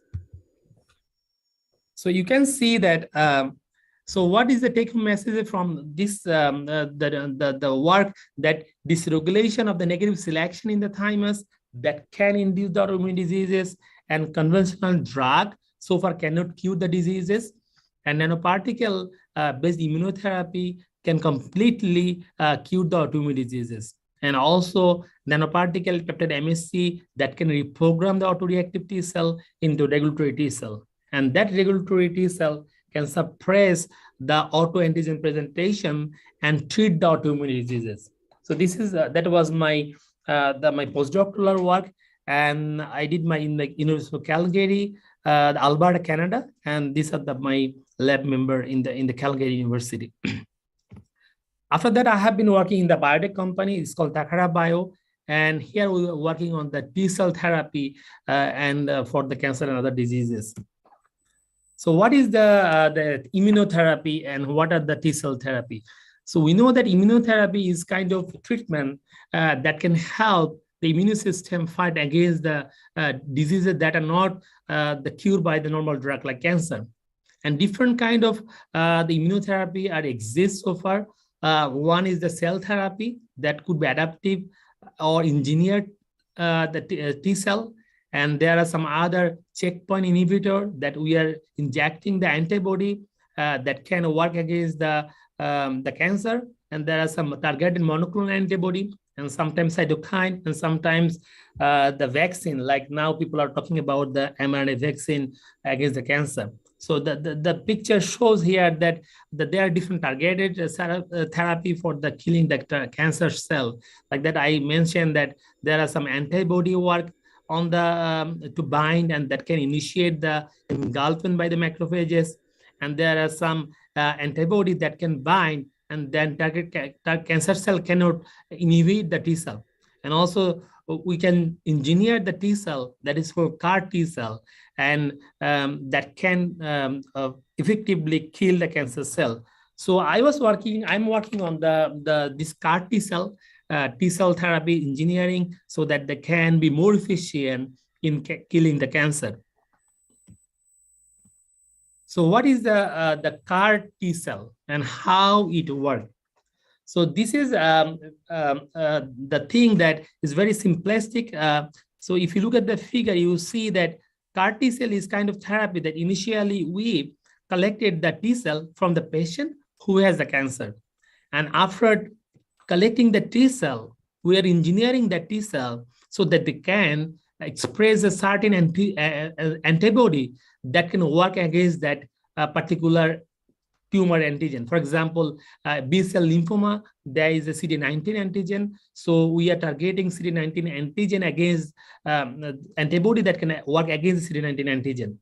And after that, we delivered the CD19 working against the CAR that can work against the antigen. And then this CAR containing the T cell, we are expanding the cell, and then we put it back to the patient so they can effectively work and they can target the specific cancer that they can kill the cancer. And our company, Takara Bio, also have some product that is called lentiviral and the retronectin. They can really help for the gene delivery into the T cell. So you're working on and also other company also work on this CAR T cell. And this CAR T cell is actually very new concept. This in 2017, it was first approved by the FDA. Even though people has been started to work on 20 years back, they have started from 1988, and then people are trying to identify the antigen like CD19 antigen for the B-cell lymphoma, and people are trying to make the CAR construct so they can efficiently work on against the tumor. And people are trying to work on then different patients, and they got some good result in 2007, 2011, and they work on the patient for a long time. And finally, 2017, first time the FDA approved the CAR T cell therapy. And after that, many people are working on the CAR T cell. And nowadays, at this moment, more than 500 candidates are on the pipeline. And you see that there are some success story. People are sharing that this is the one woman, she is completely cured by using the CAR T cell therapy. And this is just this year, there's a report that one young kid, he was receiving the CAR T cell therapy at the age of 5 and 10 years, and he is completely recovered from the cancer. And the thing is, so far, it can only work on the blood cancer, not on the solid tumor, but people are still trying to improve so that they can work on the solid tumor. So that's why people are working on the other immune cell apart from the T cell, because you see that in the figure, the T cell have some, of course, they have some advantages, but they have some disadvantages because they cannot working on the solid tumor, and they can sometimes initiate the syndrome like this, the cytokine syndrome, and that make situation worse. So that's why people are trying to the other cell. For example, now people trying NK cell, and NK cell has a better efficiency in the solid tumor. And at this moment, more than 40 clinical trial is going on, and people found very good result on this NK cell making the CAR, and the people are trying to improve the things. And so far they are better because they have a less toxicity and they have a better safety. And good thing is that they can be off the shelf. That means NK cell can be taken from the healthy donor, like a blood donation. They can be work on then people can protect this, preserve it. Then people can use it for the cancer patients. That's the good thing about the NK cell. Also, people are trying the other immune cell like macrophages, normal delta T cell, MAGE cell, so that people can engineer them and people can make a combined therapy that can really more effective against the cancer. So this is the people are working on the CAR NK and CAR T cell. So the summary is that sorry, your time limit only 3 minutes again. Yeah, I'm done. Yeah, this is the last slide. Yeah. So this is the take-home message. You can learn that CAR T cell therapy is successful against the cancer, and it just approved only this 2017, and now there are more than 500 drugs in the pipeline, and they are only successful in the blood cancer, not in the solid tumor, and that's why people are working on the other immune cell like NK, because they are better in the solid tumor. And still people are trying to improve the T cell therapy so they can be more efficient and more safe to cure the cancer. So that's all about today's talk. And thank you everyone for listening and for your patience. And if you have any question, please, you are welcome. Thank you so much for your great presentation about T-cell development and pathway in our body. That was make me curious about things related to cancer. So maybe the audience, the participant in this auditorium and at the Zoom have a question for Mr. Mine. So you, Mr. Mine, just like you are mine. Yes, you can say mine. Okay. Please raise your hand and say your name. Okay. We have a question from our participation here. Please. Please stand up and say your name and where you come from. And for your information, Mr. Mines, the participation here is quite various backgrounds because we have researchers, doctor, nurses, and teacher, and absolutely we have engineering background. So maybe when you talk about T-cell, about CD4 and etc., some of them got headache attack. Okay, Mr. Please say. Okay, thank you. My name is Nailul Autor. You can call me Autor. I have several questions. Yeah, please.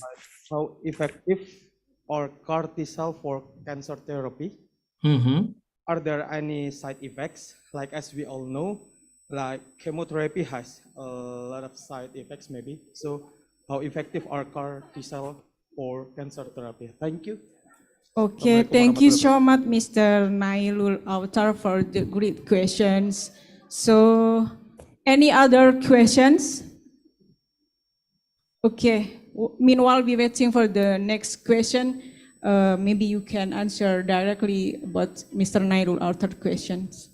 Yeah, thank you.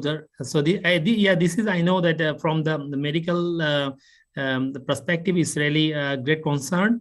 So I will not say that there is no side effect. Of course, there are some side effects, but they are not like as the radiotherapy or chemotherapy. For example, radiotherapy and chemotherapy, sometimes after a few doses, people cannot take it because it's very heavy and it can make a lot of complication in the patient. So CAR T-cell therapy are relatively safe in terms of toxicity. So it's well tolerated because people are taking the own T cell. I mean, it's taking from the own patient and put it back. So it's well tolerated. There is no graft rejection. But still, sometimes what happened that if it's more stimulated, like we know in the COVID it happened, like there are some we had the cytokine syndrome. So when there are more activated the immunocell, if you cannot stop it, they are making more cytokine and they are making situation worse because they can damage the tissue. So it can happen sometimes in the CAR T-cell therapy. Sometimes the cytokine syndrome is severe, but in that case, people are trying to give some other drug that can reduce the cytokine syndrome. Apart from that, is relatively safe. But sometimes what happened that the CAR T cell is not very efficient to recognize the cancer that I mentioned. That solid tumor they cannot work really well. But in the B-cell lymphoma they are really excellent. I mean there are some patients that they're 100% they recovered from their lymphoma when they're taking the CAR T cell against the CD19 the antigen. Thank you. Okay, thank you for the great answers. So it's mean that immunotherapy is more effective than the traditional treatment like chemotherapy and radiation. Right. So, we have another question from the chat box in the Zoom. So I'll try to read the questions. Assalamualaikum. I am Zahra from Sings. God has created the immune system very perfectly in our bodies. Our body has the ability to fight microorganisms, either bacteria, viruses, or something else. My question is, besides using drugs, what stimulation can be done to regulate the immune system in our body? Okay, so So Zahra, right? Yeah.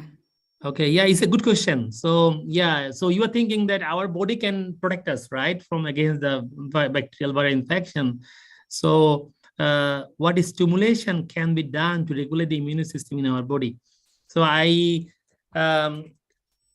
so stimulation means people are doing it in many ways. Like for example, when I talk about the autoimmune diseases, so we need to regulate our own T cell that are self-reactive. So sometimes people are giving cytokine injection, like people are sometimes giving the interferon gamma, IL-2 to stimulate the cell. And sometimes they are giving, if overreactive, they are giving some blocking, like, you know, that T cell can activate some receptor like PD ligand or some other receptor CD4. So people are giving the antibody that can block that cell. So you can giving different cytokine, either to stimulate the cell, or you can giving different antibody to block the cell so they can protect them. So this kind of different way you can basically do the regulation or stimulation. And sometimes people are giving the like vaccine, like you now we are taking the COVID vaccine. So what we are doing, we are giving mRNA that after giving into the body, so that mRNA basically mimic the COVID virus antigen, right? Then what happened that our immune cell recognize that COVID antigen, and they can activate and they can make some memory T cell against that the COVID vaccine, and they can work on the COVID virus. So that the different way that we can really stimulate our immune cell. Okay, thank you for your answer. How about Ms. Zahra? You got the answer clearly? Okay. May I have a question about the immunotherapy and traditional treatment? Actually, nowadays, from what you talked, does it mean that all type of cancer can cure by this therapy, immunotherapy? So your question is that if can we treat all the cancer by the immunotherapy? Yes.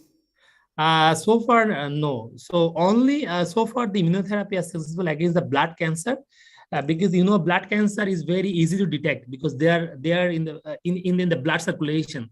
So we know where the antigen is. Like if the B cell has a mutation and it can lead to the cancer, so we can easily detect the B cell because they are in the circulation. So when they are giving the immunotherapy, they can travel and they can find the B cell and they can kill it.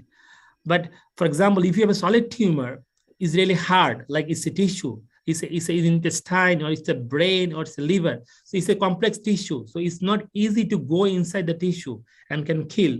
So the technology that we have so far is the solid tumor is really hard to penetrate and to kill. There are some, of course, there are some success, but it's not very complete.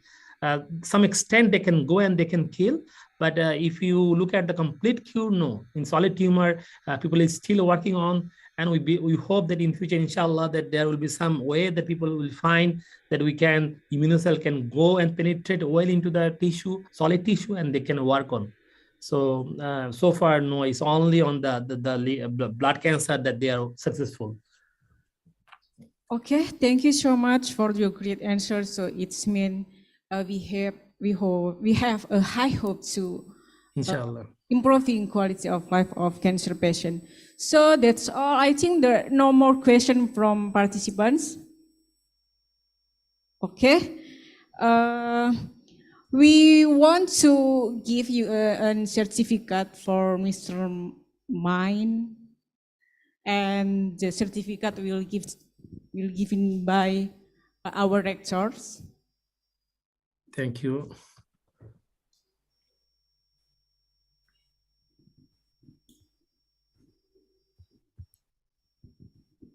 Hi, brother mine. Assalamu alaikum. Assalamu alaikum. Walaikum assalam. Thank you very much for your great sharing. Shukriya. Thank you.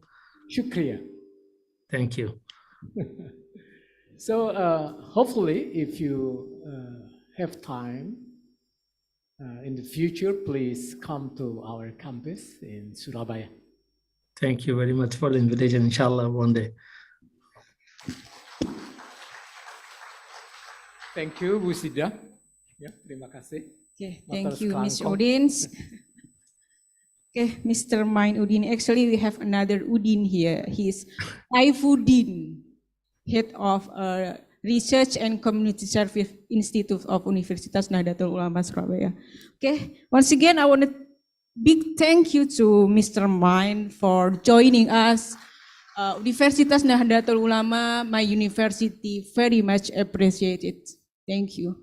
Thank you very much. Yeah, thank you all. Thank you very much. Allah bless you. Okay, now I'm going to the second speakers.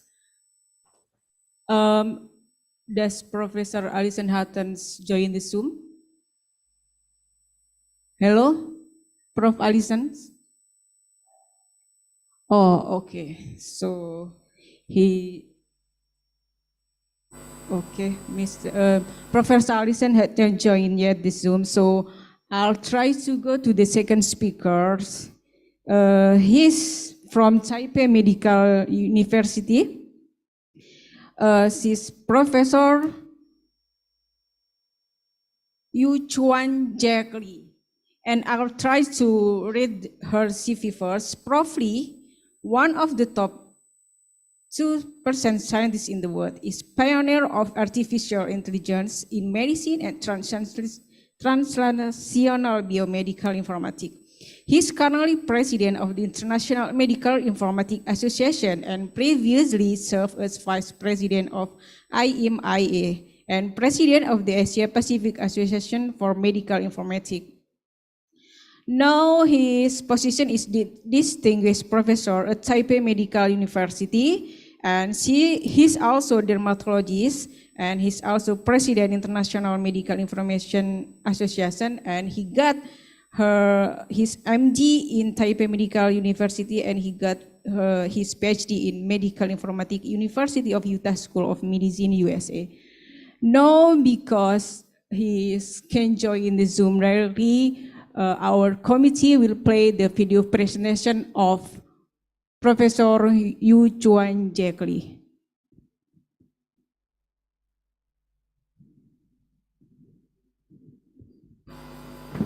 Gentlemen, it is my honor and pleasure today to talk to you about my favorite topic, which is AI, artificial intelligence, in the future of healthcare. A little bit about myself. I'm a professor in biomedical informatics and also a dermatologist by training. I'm the elected fellow of the American College of Medical Informatics and the International Academy of Health Sciences Informatics. Also a fellow in Australian College of Health Informatics. I'm currently editing, editor-in-chief of the journal called BNJ Health and Care Informatics, and also the president of the International Association for Medical Informatics. As a professor, I'm also interested in creating some startup using my own research and innovations. So I'm kind of a junior serial entrepreneur. I've started 2.5 new companies in the past 5 years. So AI has been it's not a new topic, but it's a hot topic recently because we have moved from the age of reasoning in 1960s, which mostly focused on logic, to the age of representation in the 1990s, which we focused mostly on transferring knowledge from human experts to computer representable knowledge.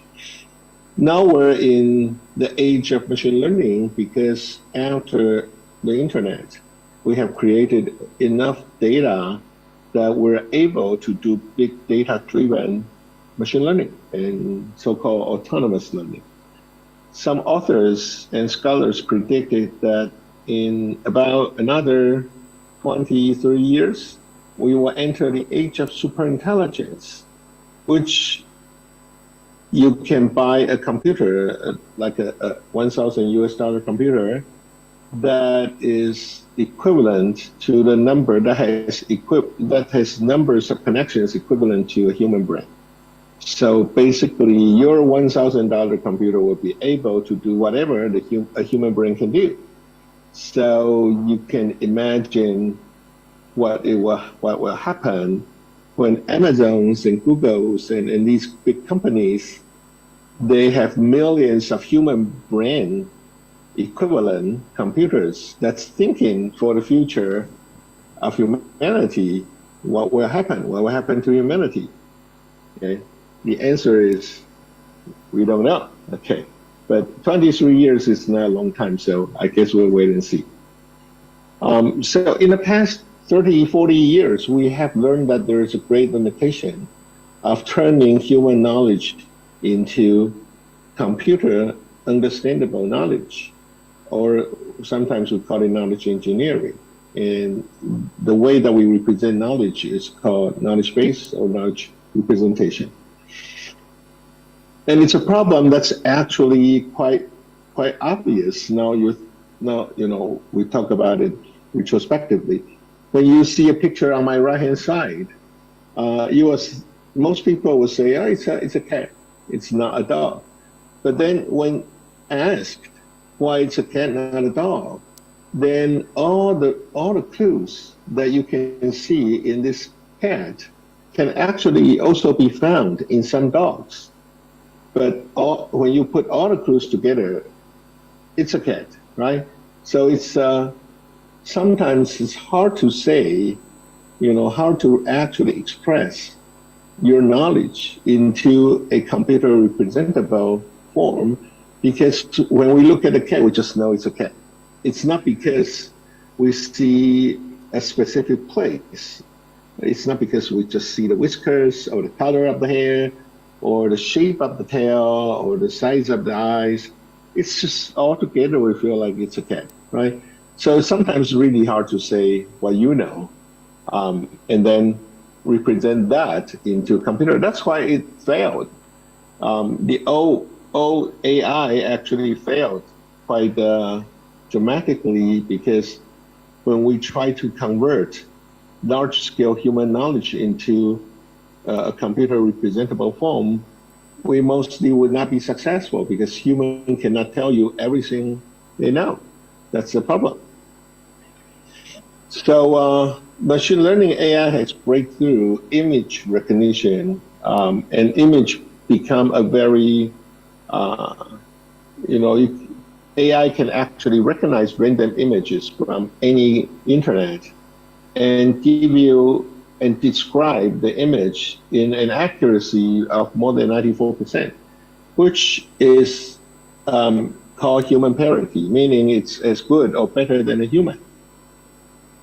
So that breakthrough is one thing. The other breakthrough that is about to come is AI's understanding to human languages.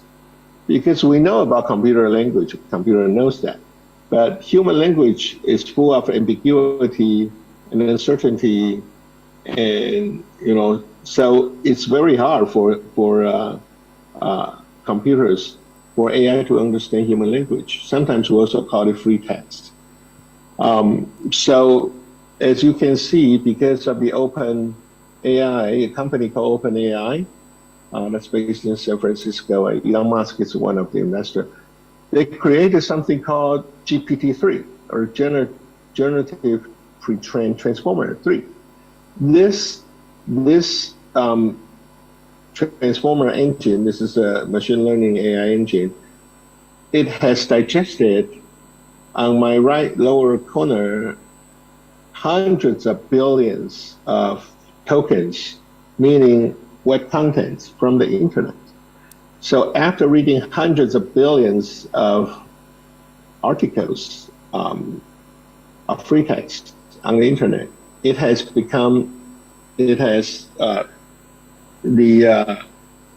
AI has learned a lot about the language and actually could dialogue with a human like other humans can. So Google created something called Lambda, LAMDA, stands for logical dialogue something, machine. And some evaluator of Lambda actually feel like Lambda has become sentient or self-conscious because of the kind of in-depth dialogue that the evaluator has had with Lambda. In this case, in my right upper corner, Lemon is the evaluator, and Lambda, if you have time, Lemon actually gave an example of a Buddhist poem, a mysterious case, and asked Lambda how to interpret that. And that involved a sentence called, "A broken mirror never reflects again, and fallen flowers never go back to the old branches." And the evaluator asked Lambda, what does that mean to an enlightened people? Okay, that's a difficult question even for most humans, including myself. And Lambda actually provided a very reasonable answer. And if you have time, this is a dialogue that you can easily find online. You just Google Lambda dialogue, and it's a 20 minutes, 20 to 30 minutes dialogue that you can read the whole dialogue. And it's very convincing. It's very clear that Lambda will be able to pass the Turing test. Turing test is a test that Alan Turing proposed 100 years ago, almost 100 years ago, that defines what an AI would pass Turing test if you have people talk to the AI and cannot tell that this is a machine or a real human, then the machine will pass the Turing test. So as we can see, there are disrupting forces that will shape the future of humanity, and people put it together as A, B, C, D, E, and A stands for AI, B stands for blockchain, C for cloud, and D for big data, E for edge computing, F for fintech, and G for 5G or 6G. 6G is like the SpaceX Starlink satellite-based. But anyway, all of these things will have to be used to support edge, which is digital health. Because in the past several years during the pandemic, we have learned without health, we have nothing. Every industry will fail. Every financial system will fail. Every government, every country will fail if we don't have health. Okay? So it makes sense that we use all the technology that we can get and invest it in digital health, because you're investing in your own sustainable future. Let me quick mention in IMEA, or International Medical Informatics Association. It's established in 1967 and a formal NGO under the World Health Organization based on Geneva. It's the largest international medical informatics organization with more than 60 member countries. So I just took over from Dr. Sabine Post from Sweden, and now the president of IMEA. So during the pandemic years, we're kind of still in the pandemic years, but the worst case is like in 2020 and 2021. So we actually wrote a letter to WHO and proposed that the world should use the four things to fight pandemic. And the first tool is AI. And then of course, telemedicine, which has become kind of a norm in some other countries. In the US, the telemedicine has the frequency of use for telemedicine has risen from 0.4% to 40% during the peak of the pandemic. Now it's back to like 20-something%, but still it's much more frequent that people utilize telemedicine than they did before. And then sharing data in order to create big data, it's been happening all over the world. And of course, transparency, which may be the major cause that caused the spread of the virus in the beginning. So the future I see in healthcare is that with AI in play is that we need to be smart in every way. And that means we need to be smart in every clinical processes. And we need to be able to take care of our own health from home or from work without needing to go to a specific place like a hospital or clinic. And then medicine or healthcare has to become early and earlier for everyone of us, not just the population, but everyone. So smart in every way means that we need to be smart in all the places, like ER, ICU, outpatient, inpatient, operating theater, radiology department, etc. Not just in the radiology department, but all the places in the hospital and the clinic. And regardless of the data sources, we need to utilize AI to the maximum in order to help the future of healthcare in images, text, biosignal, and codes. We have been it's been very popular that AI used to help identify medical images, right? Like you've seen AI for radiology diagnosis, and many examples like that.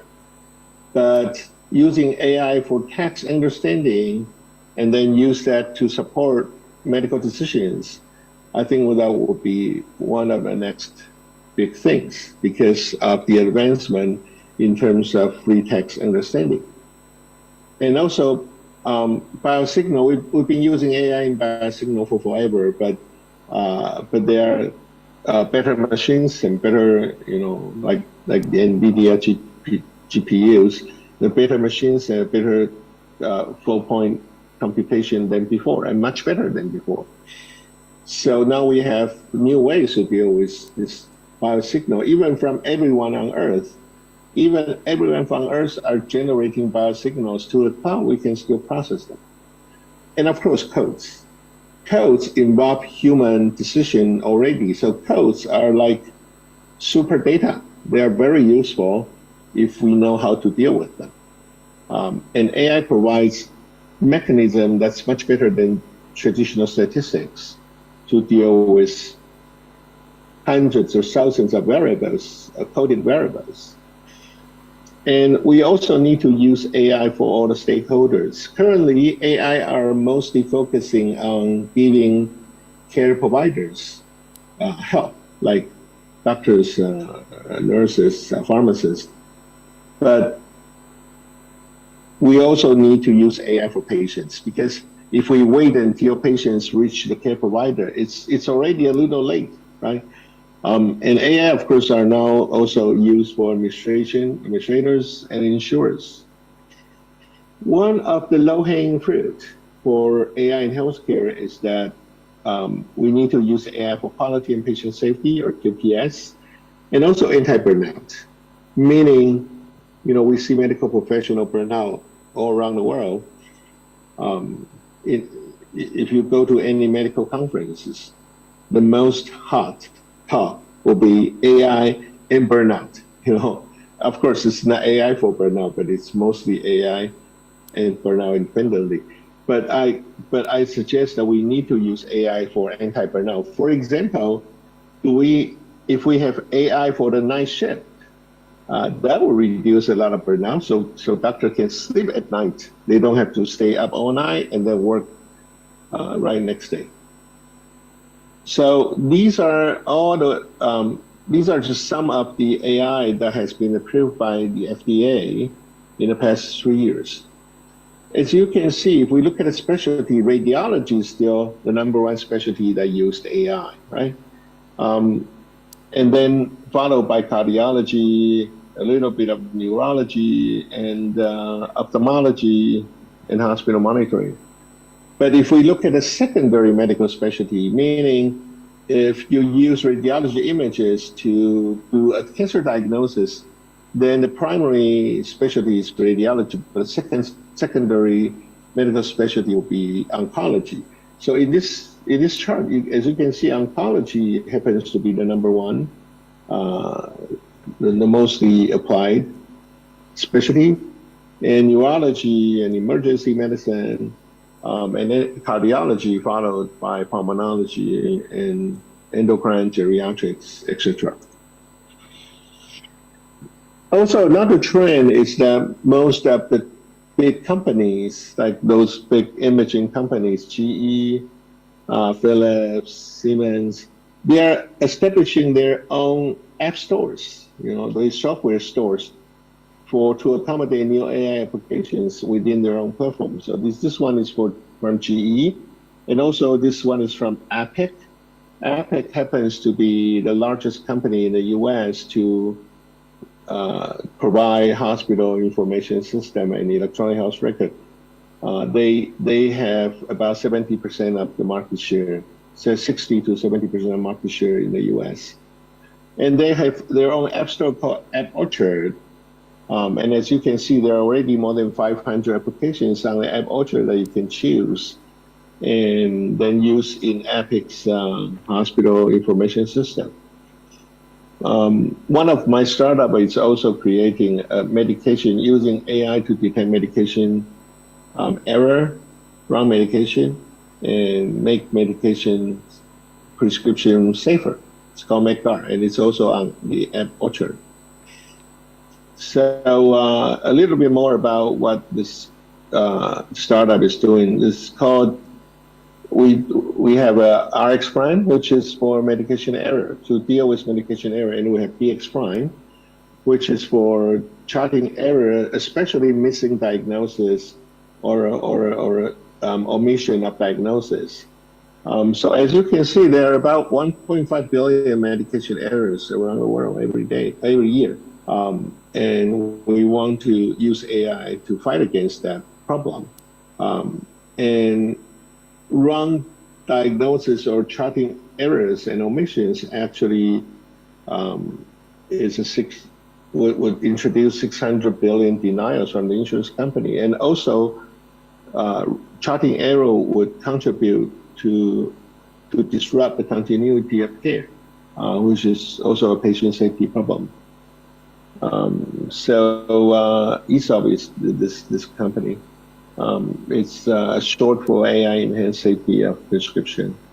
It's a machine learning AI based on 3.2 billion prescriptions, a lot of prescriptions.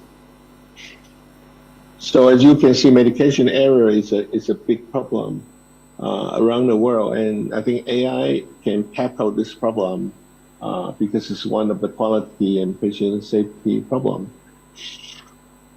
So traditional IT can tackle the basic drug alert, like drug-drug interaction, drug allergy warning, difficult medication. These are easy to tackle, to detect, but it's hard to detect like look-alike and sound-alike medications, which are totally, irrelevant, or the wrong-click errors. So this startup actually focuses on detecting look-alike, sound-alike error and wrong-click errors and missing diagnosis errors. Okay, so and the trend is that not every hospital develop their own platform, because that's of course a waste of resources and a problem with interoperability. So a group of people from HL7, which is the International Medical Informatics Society, one of the SDOs, one of the most influential SDOs. So a group of people from HL7 actually come out and form with 4 major healthcare systems in the US. They form a company called Graphite Health. And Graphite Health wants to build a standardization platform and an interoperability platform. So eventually you will be able to support a Graphite marketplace and application platform, meaning an app store for all the hospitals. Okay, that's of course the vision, and they're still 2 or 3 years away from that vision. But let's keep track of what they're doing and see if this will eventually be true. Because imagine that if you're a hospital, IT people, and you can just go to an app store like place and pick up what kind of application you want and install into your hospital system. You know, how wonderful will that be? Okay, so the second trend that I'm seeing for the future of healthcare is that we need to do health from home. In another word, tele everything. If we can tele screening, we can teleconsultation, we can tele-intervention. Don't go to the hospital or the clinic, right? Because of the for apparent reasons, for obvious reasons, you don't want to go to the hospital. It's very difficult to access. It's a lot of people. There are infections. Not to mention, it's very hard to park near a hospital, or the parking fee would be quite expensive. And the long queues in the hospital is really a threat to health. Hospitals are supposed to help people improve their health, not to not make their health worse. But if you go to a hospital and there are so many people in there, it's actually not good for your health. And with tele-monitoring or health, you could do extended telemonitoring, like for chronic health care, for chronic diseases and long-term care institution. You can do extended telesurveillance. And extended telesurveillance is good for creating personal health big data.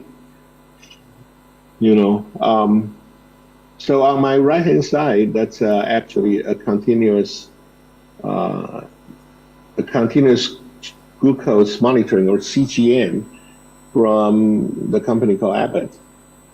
So you apply that sensor to your arm with a microneedle, and it will last 2 weeks. And every 5 minutes you can measure.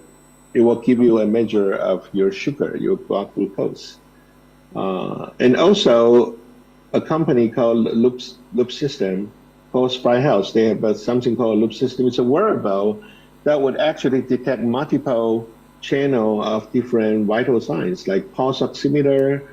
So they have pulse, they have oxygen, saturation, respiration rate, heart rate, and also blood pressure.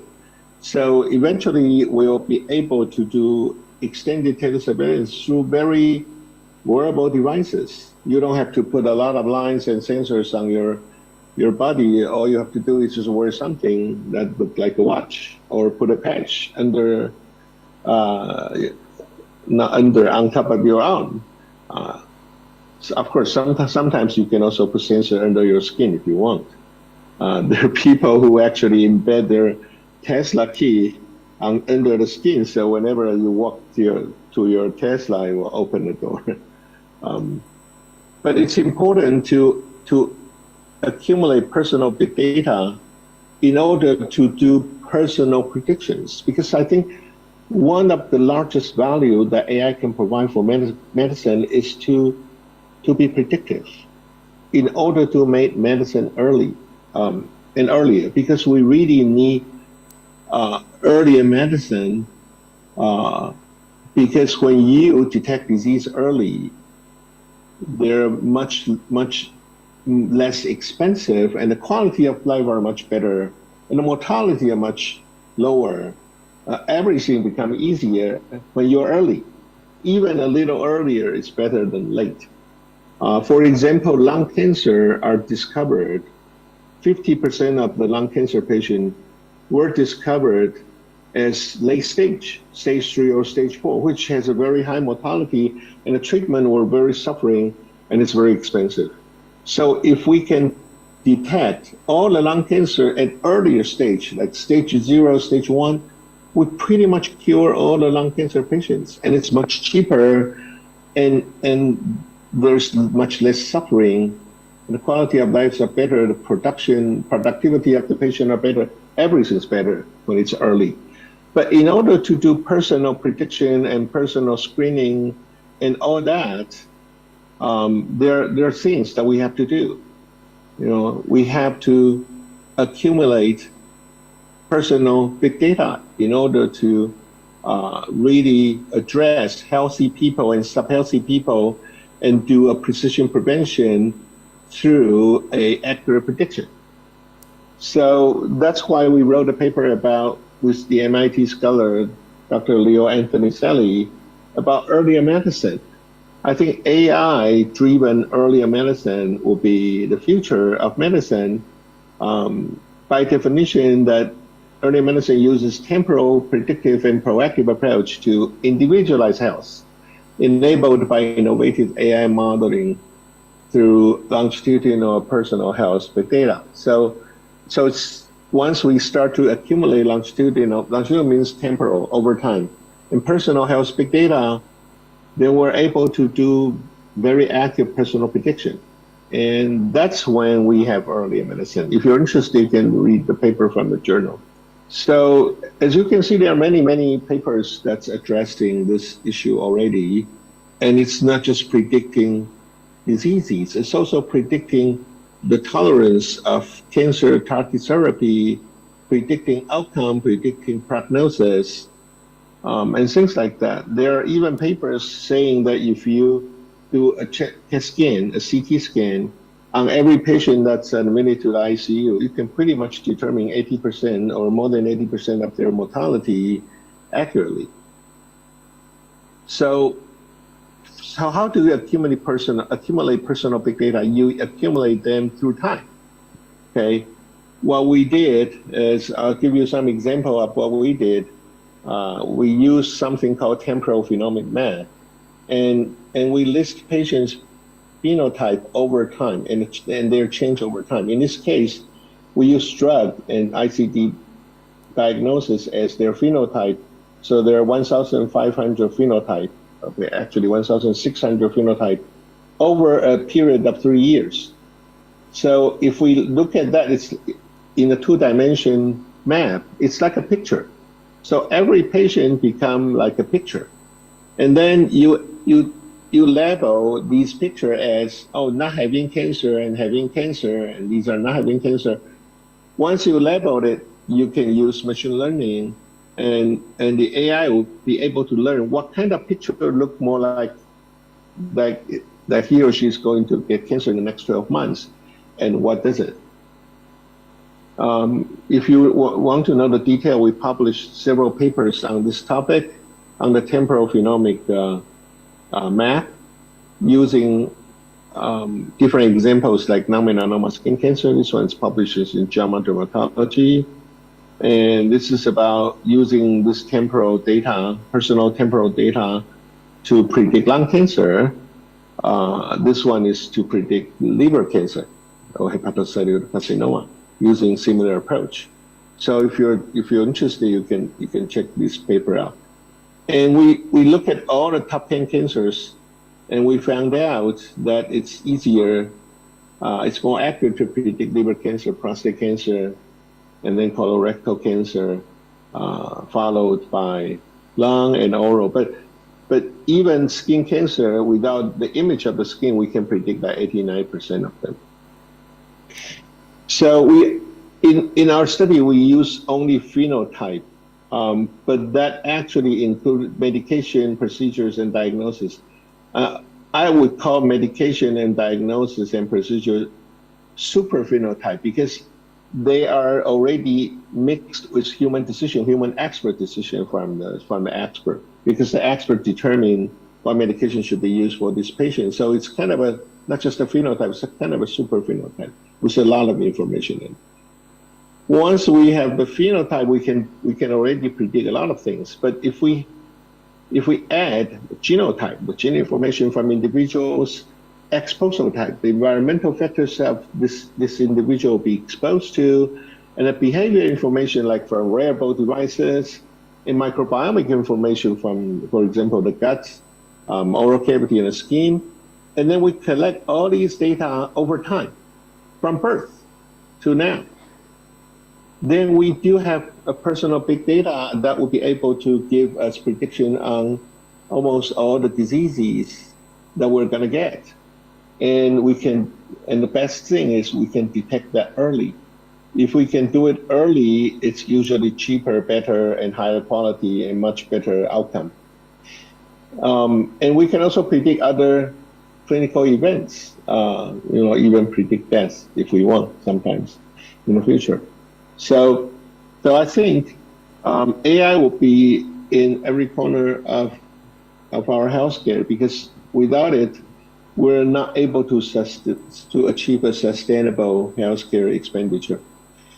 And eventually, we will receive care from home and work than in hospital or clinic, because it's the right place to go. Of course, there are things that you have to do in the hospital, like operation, like surgery procedures, like drawing blood and stuff like that. But or major examination like chest, like CT, like CAT scan or MRI, PET. But again, there are many other things that you don't have to go to a hospital that should be done at home or at work. And healthcare needs to be more predictive and preemptive, so we will still have a healthcare 30 years from now. That's the future of healthcare, and that's my vision for a sustainable and earlier medicine. Thank you.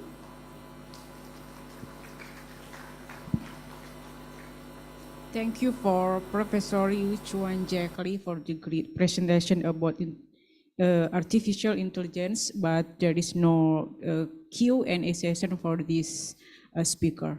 So now I like to go to the third speaker. The third speaker is Professor Alison Hutchins. Good day, Prof. Ali. Are you with us? Yes, I'm with you. Okay, thank you. That was great that I finally hear your voice, because just send email each other before.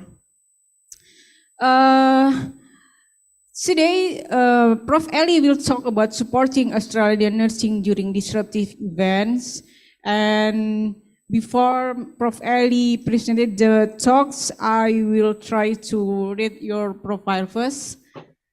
Prof. Alison Hutchins, currently he's professor in nursing in School of Nursing at Midwifery, University of Newcastle, Australia. Her got her master and bachelor in Flinders University, and she got her PhD from Flinders University.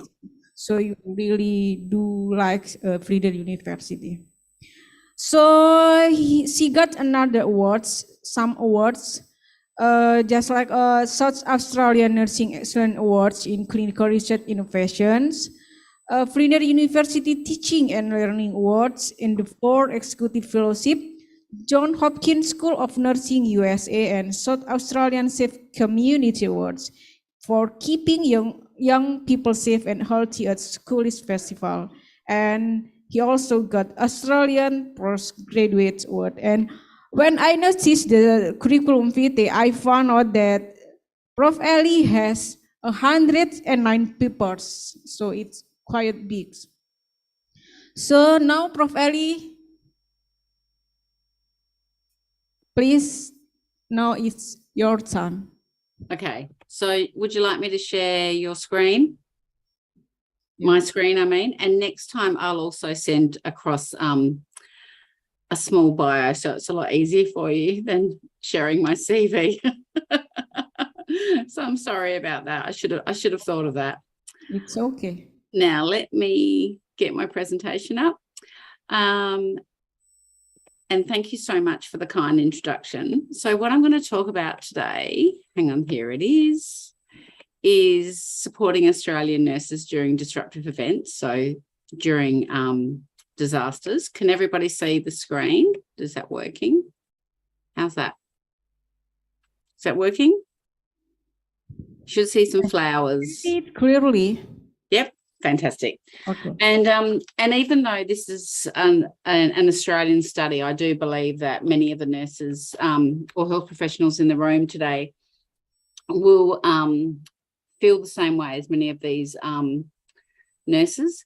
Also, I am aware this talk may go over the allocated time. So if it does, please let me know and I'll stop straight away. okay? But I just also, before I start, I just want to say thank you so much for having me. And I'm sorry I couldn't come in person, but next time. Anyway, so nurses are the backbone of any disaster response.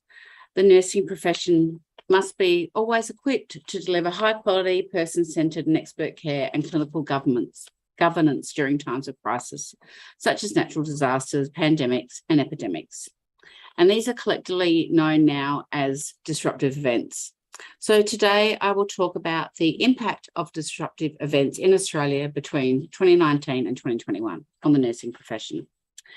So we use quantitative and qualitative survey data from nurses of all ages, qualifications and seniority across Australia.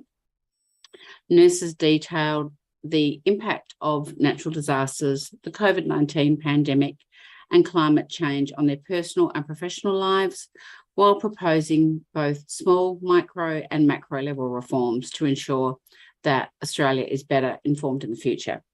So today I will talk about the impacts of disruptive events on nurses and explore the factors that most affected the nursing profession.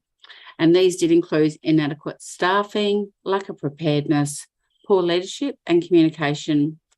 Nurses experienced exhaustion and burnout from the overwhelming and relentless nature of the unfolding crisis, as well as blame and abuse from the public, their employers and other healthcare professionals.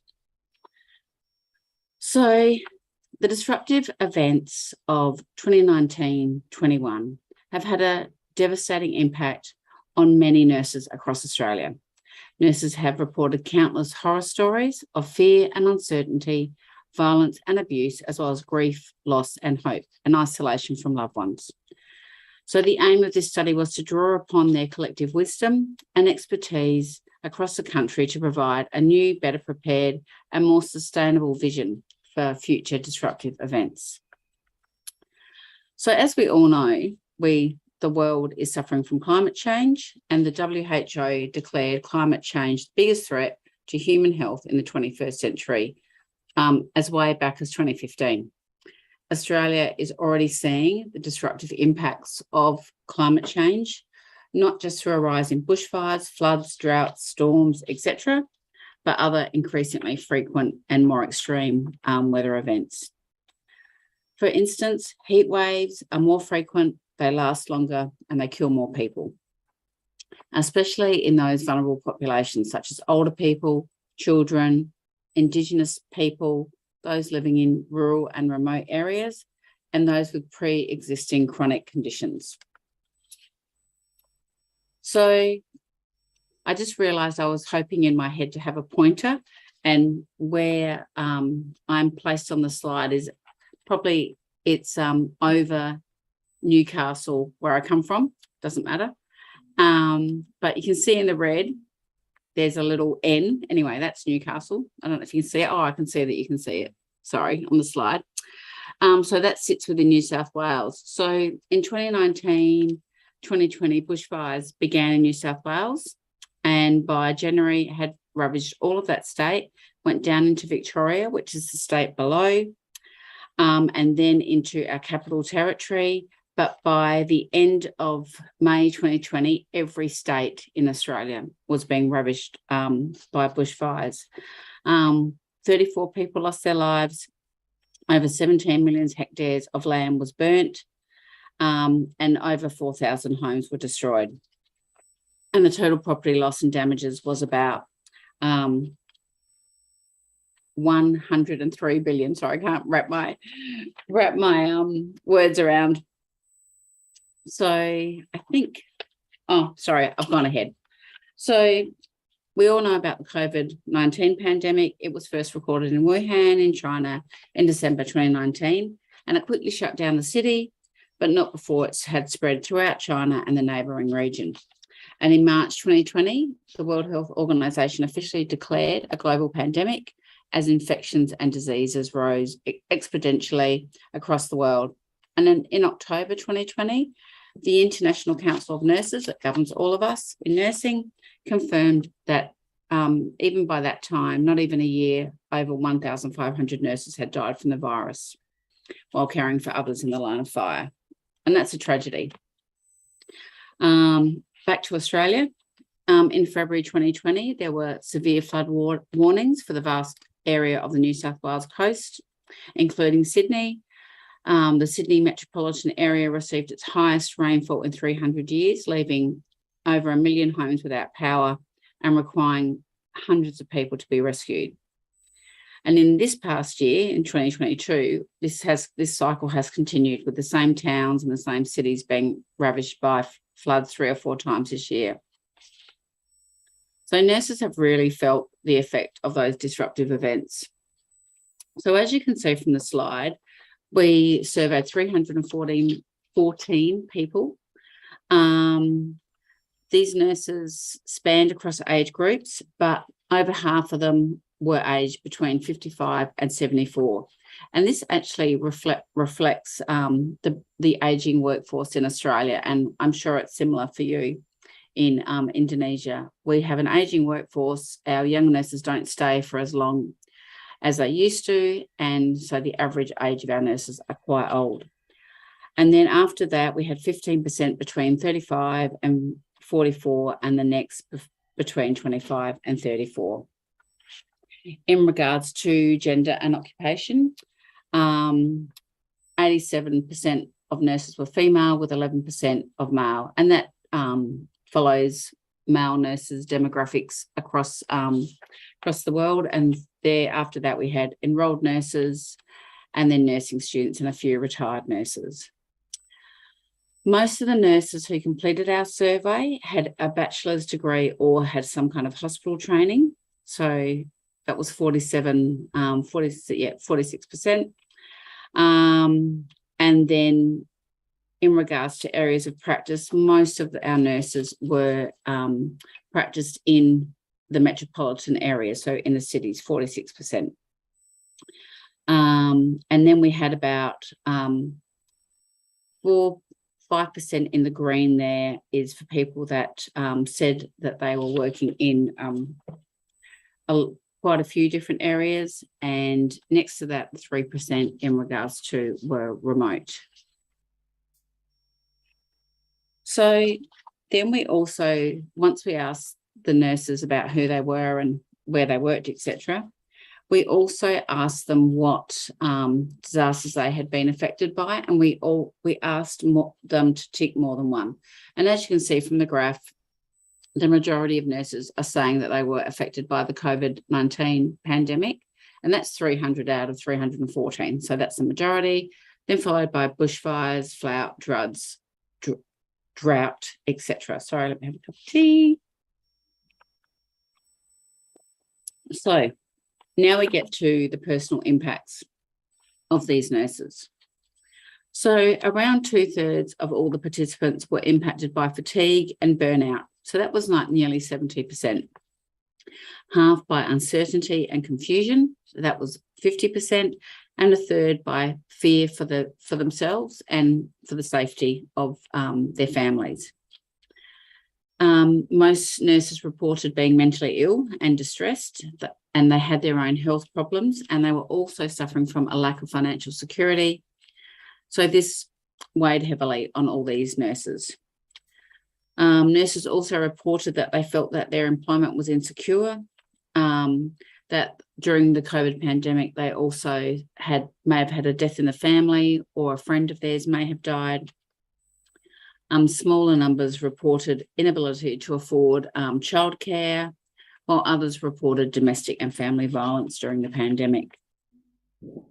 57 other nurses, so that's about 20%, selected other and specified other things, saying workplace issues, poor staffing, poor management, interruptions to their study and their work. And they also reported that they felt quite isolated, and that they were separated from their loved ones who might not live in the same city as them. They might have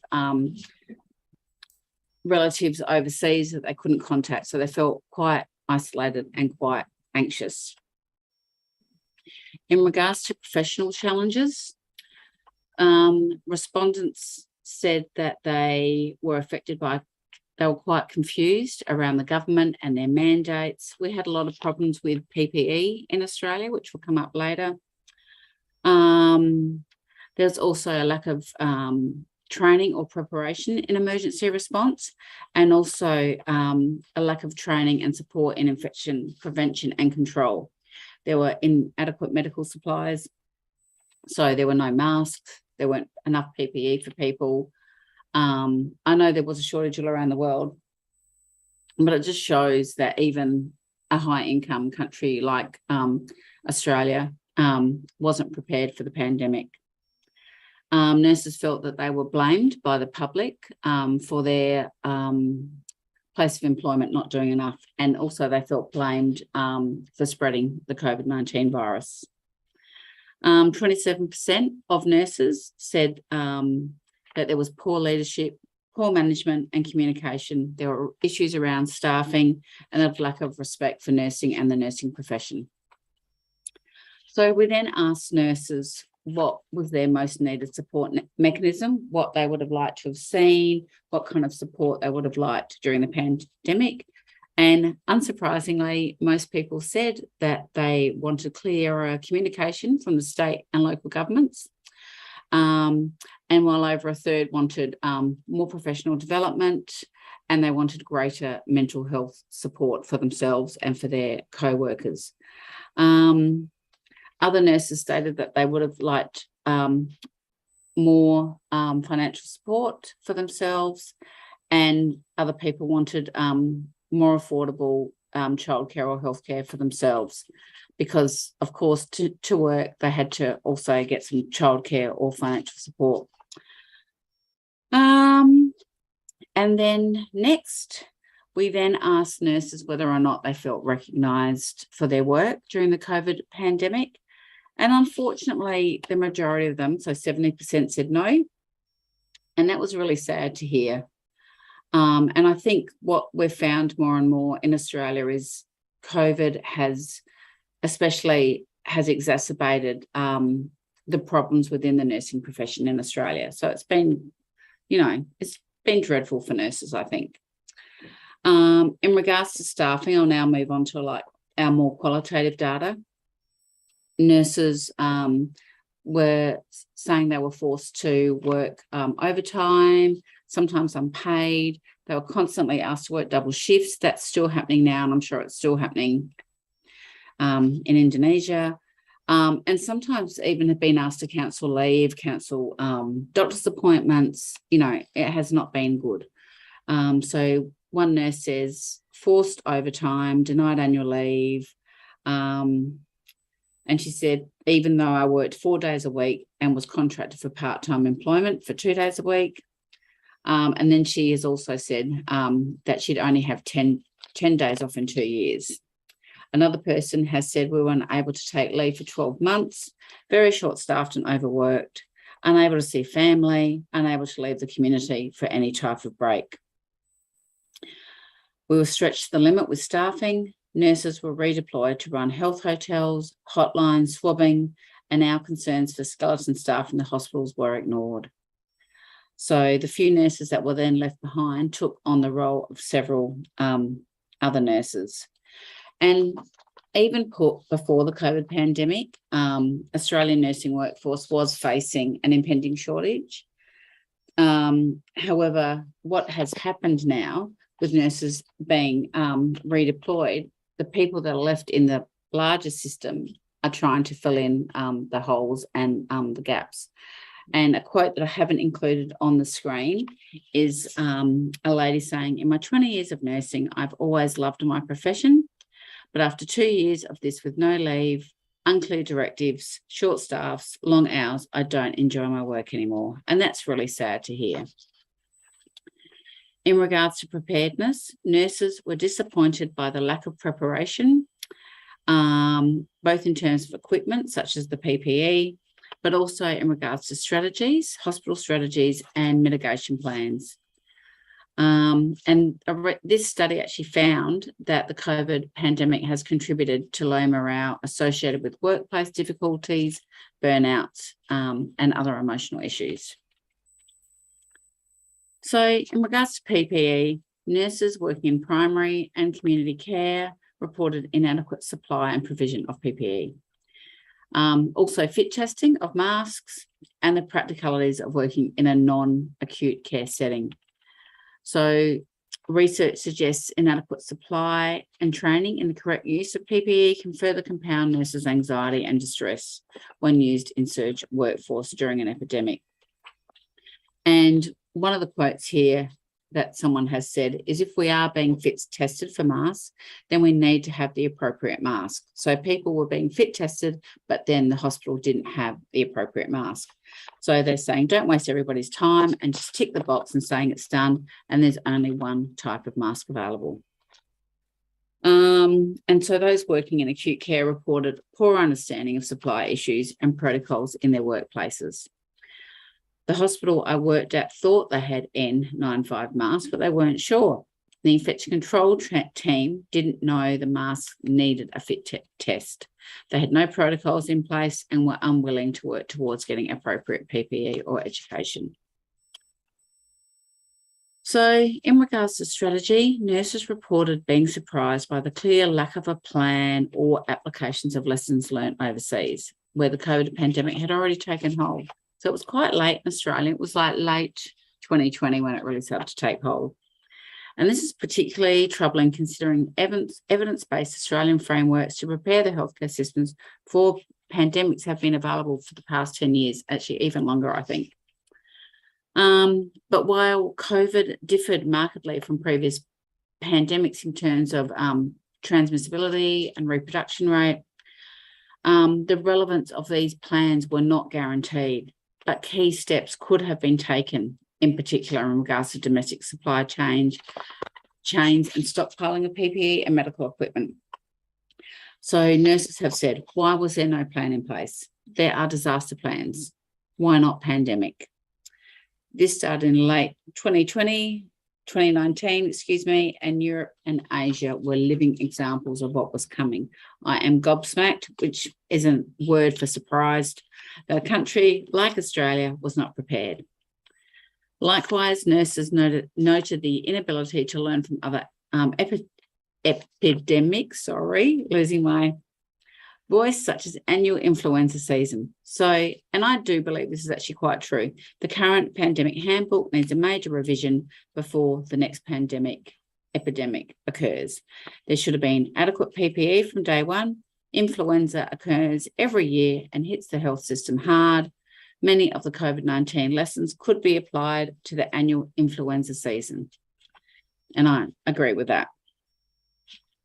So, in regards to leadership and communication, 49% of all nurses surveyed felt uncertain and confused. They reported misunderstanding around government mandates, the need for clearer communications from state and federal governments, especially when they were working in the front lines and were expected to deliver these mandates as well. From their point of view, clear leadership and communication was lacking.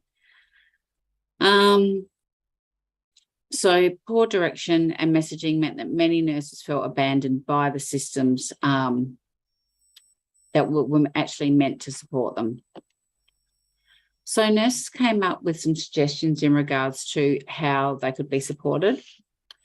And here are just some of them, and I hope you can read them. I hope they're not too squishy. Many nurses reported that their employer let them down with poor leadership and communication. So inconsistent messaging and unclear directives from management compounded feelings of uncertainty and lack of support. Management and leaders were unaware of the increase in workload and increase in burnout. Were aware, but there was no strategies implemented to support nurses. So failure to acknowledge that was the biggest concern. There was also concern that leadership or executives were disconnected from the reality of care provision, and therefore they were ill prepared to respond to the evolving crisis. And this also corresponds with a study in 2018, which concluded that executives should not be involved in disaster response if they have not had appropriate training. But these poor decisions affected patient care. So some things could easily be avoided, but the executives did not accept what was going on at a ward level. So There was very much lack of physical presence and any understanding from the leaders as to the challenges that these nurses were managing in the ward environment. And this poor communication led to confusion and anxiety for nurses. So another nurse said, clearer communication from government, but even so, more from hospital executives. There was no unifying message and directive from the chief medical officers. Others were concerned with unclear escalation protocols or channels of communication. So you get the picture, the last quote, clear pathways of communication to incident management. So if you get a middle management who is not able to escalate issues, then we at the coalface have access to a leader who can discuss solutions. At a wider level, the macro level, nurses felt a distinct lack of government foresight and initiative, and they felt that the health system was left scrambling.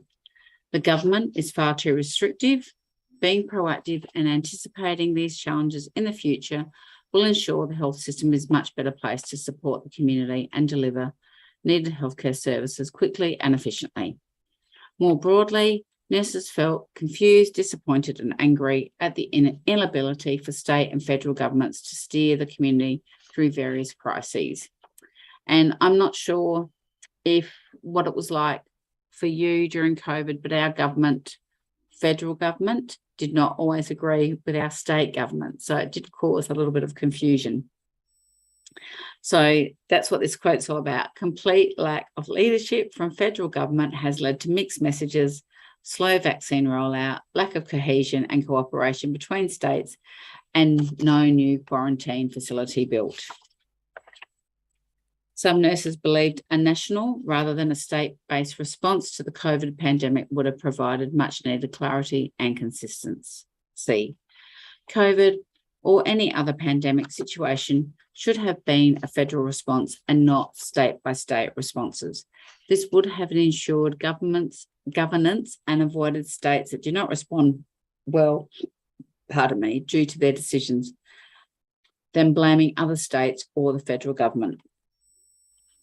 So, as I mentioned earlier, this situation, nurses being very unhappy, feeling very unsupported, led to burnout. So almost 2/3 of the nurses surveyed in our study said they were burnt out, which is so sad. There has been little time between drought, bushfire and the arrival of COVID-19. This close proximity has not allowed the body to heal and to restore resilience. With these crises coming back to back, many nurses were unable to take leave or seek respite, further compounding their immense sense of fatigue and despair. The bushfires quickly followed by COVID has seen us in our workplace have little opportunity for leave or any downtime, and we have also had staff resignations resulting in long waiting times for patients. And this nurse says, I just wanted a decent break. And I know everybody in the country is the same. So with the rest of the country in lockdown, nurses felt their usual strategies for coping and blowing off steam were no longer available. And also on top of their unsustainable frontline workloads. So because people were in lockdown, sometimes they just went to work and then came back home. And some people forget that nurses never had a lockdown. So while the majority of the public had mandated time at home and reevaluated their lives and thought, I'm going to do something different, nurses kept on going to work. They were often doing extra hours, extra shifts just to keep everything afloat. So unsurprisingly, they're tired and it still continues. And it's still continuing now in our hospitals. Some nurses felt that the phrase burnout was inadequate for the way they were feeling. We are beyond burnt out. I am fried to a crisp, totally shattered, exhausted. I'm so angry at being told to be resilient. We support our community, but who supports us? And then we move on to blame. So further compounding the nursing profession's sense of despair and isolation was the blame and abuse levelled at them by patients. 11% of nurses felt they were blamed for not doing enough or for spreading the COVID-19 virus. Some nurses felt they were targeted because of their visibility as frontline workers. And I have a quote that I haven't put up saying a nurse said that she was spat on while she was exercising outdoors because a patient recognised her and told her she shouldn't be out, she should be at home. But another person saying we were threatened, not supported by senior management. They didn't even send a message to us saying thank you. And the visibility of nurses meant that they bore the brunt of patient care and family anger around visitor restrictions and also COVID-19 restrictions. So COVID-19 visitor restrictions have been the hardest for patients, family and staff, and aggression towards staff had increased. So we've spent lots of periods of time where no one could enter the hospital, and just recently have only moved from only one patient a day visiting. So it's been really hard for people. But now we'll move on to some recommendations from this report. So it's been recommended that nurses have meaningful suggestions to contribute and should be consulted and included at every table where a healthcare decision is made. Nurse leaders at all levels must feel empowered to provide their expertise, their insight with their wisdom, and informing the highest level of government. And also, depending on the local context, there should be nurse-led crisis response teams that manage day-to-day disaster response. But these people should also be able to provide feedback to directors, executive, and ultimately feedback in to chief nursing officers, state and federal governments again, in times of crisis. Recommendation 2 is to ensure nurses are empowered to work at the top of their scope of practice.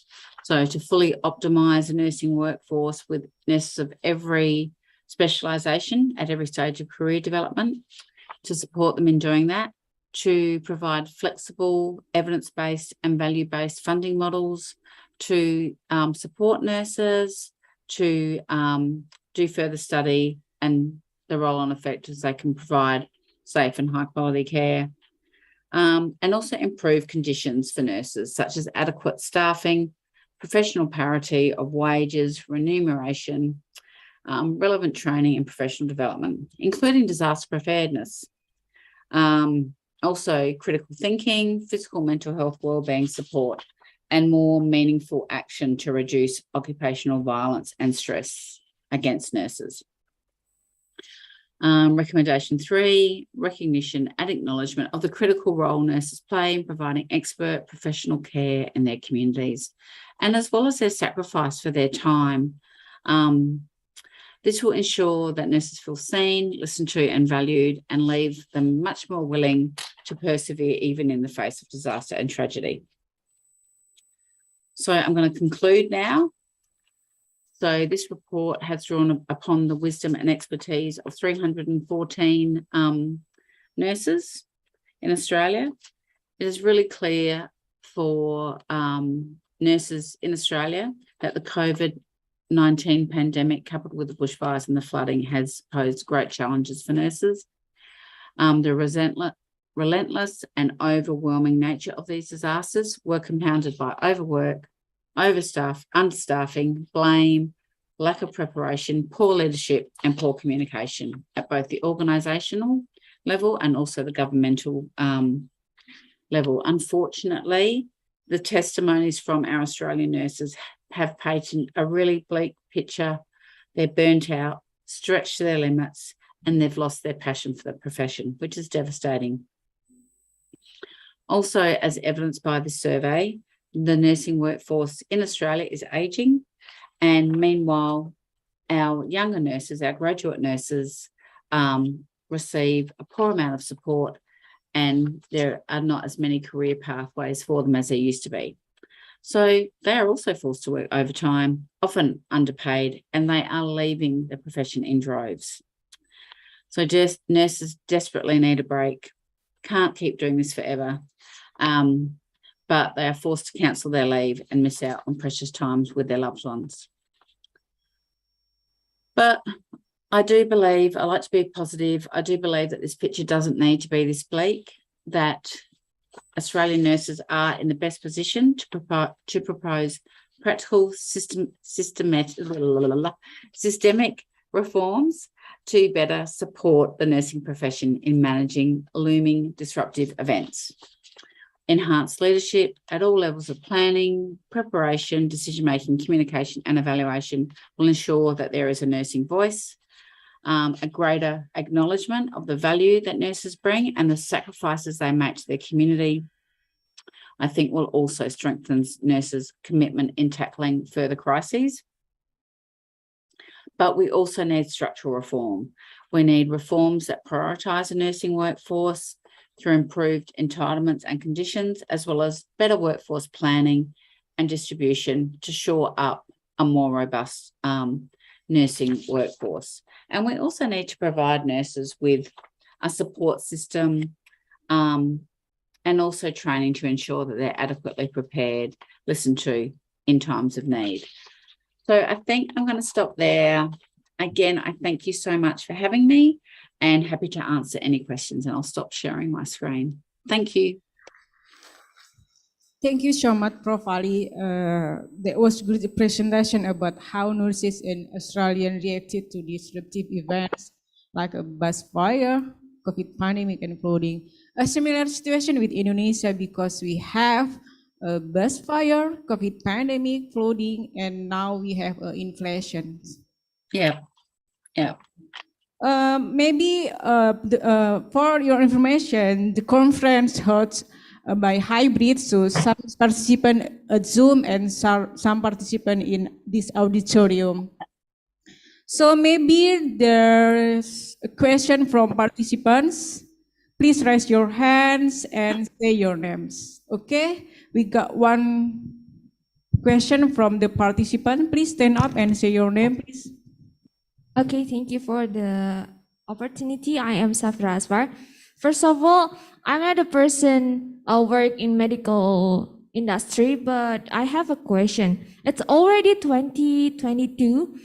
We know that the number of COVID-19 starts to decrease.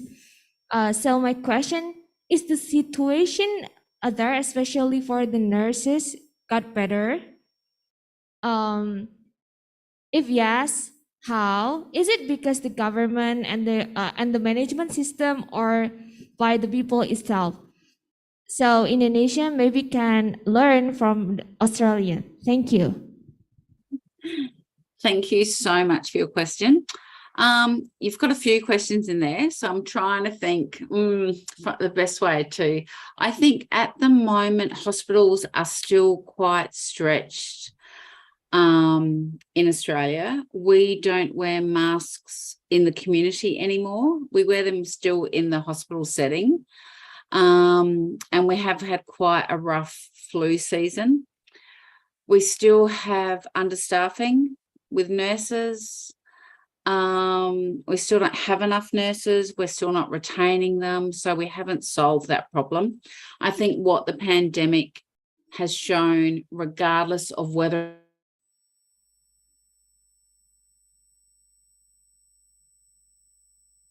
Prof. Ali? Maybe she got a network problems.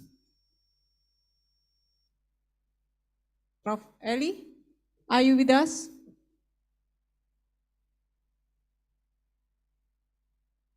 Okay. Seems like he out of the Zooms. So maybe we have another question here too before Prof. Ali at the Zoom again.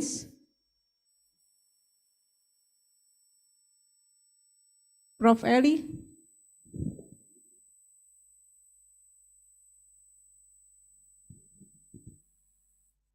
We're still waiting for a minute so Prof. Ali join again at the Zooms.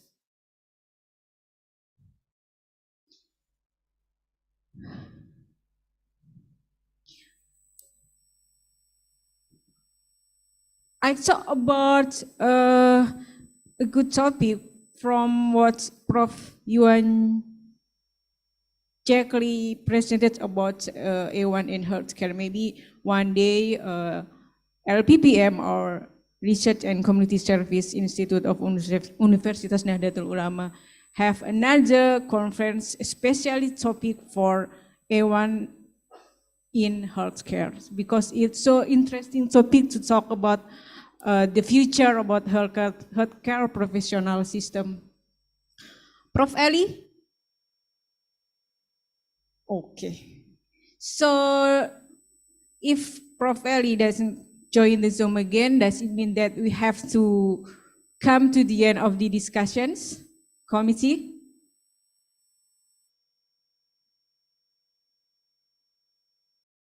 Okay, I think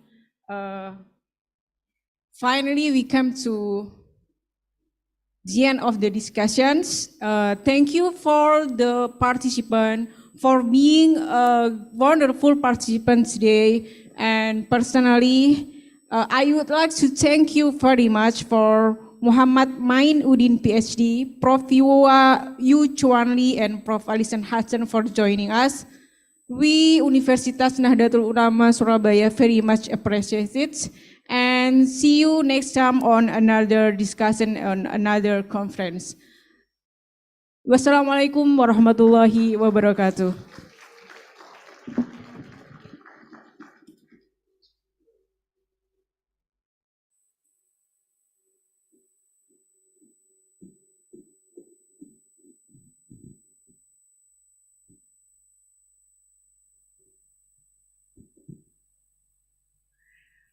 Thank you, Mrs. Hidatul, and all the speakers.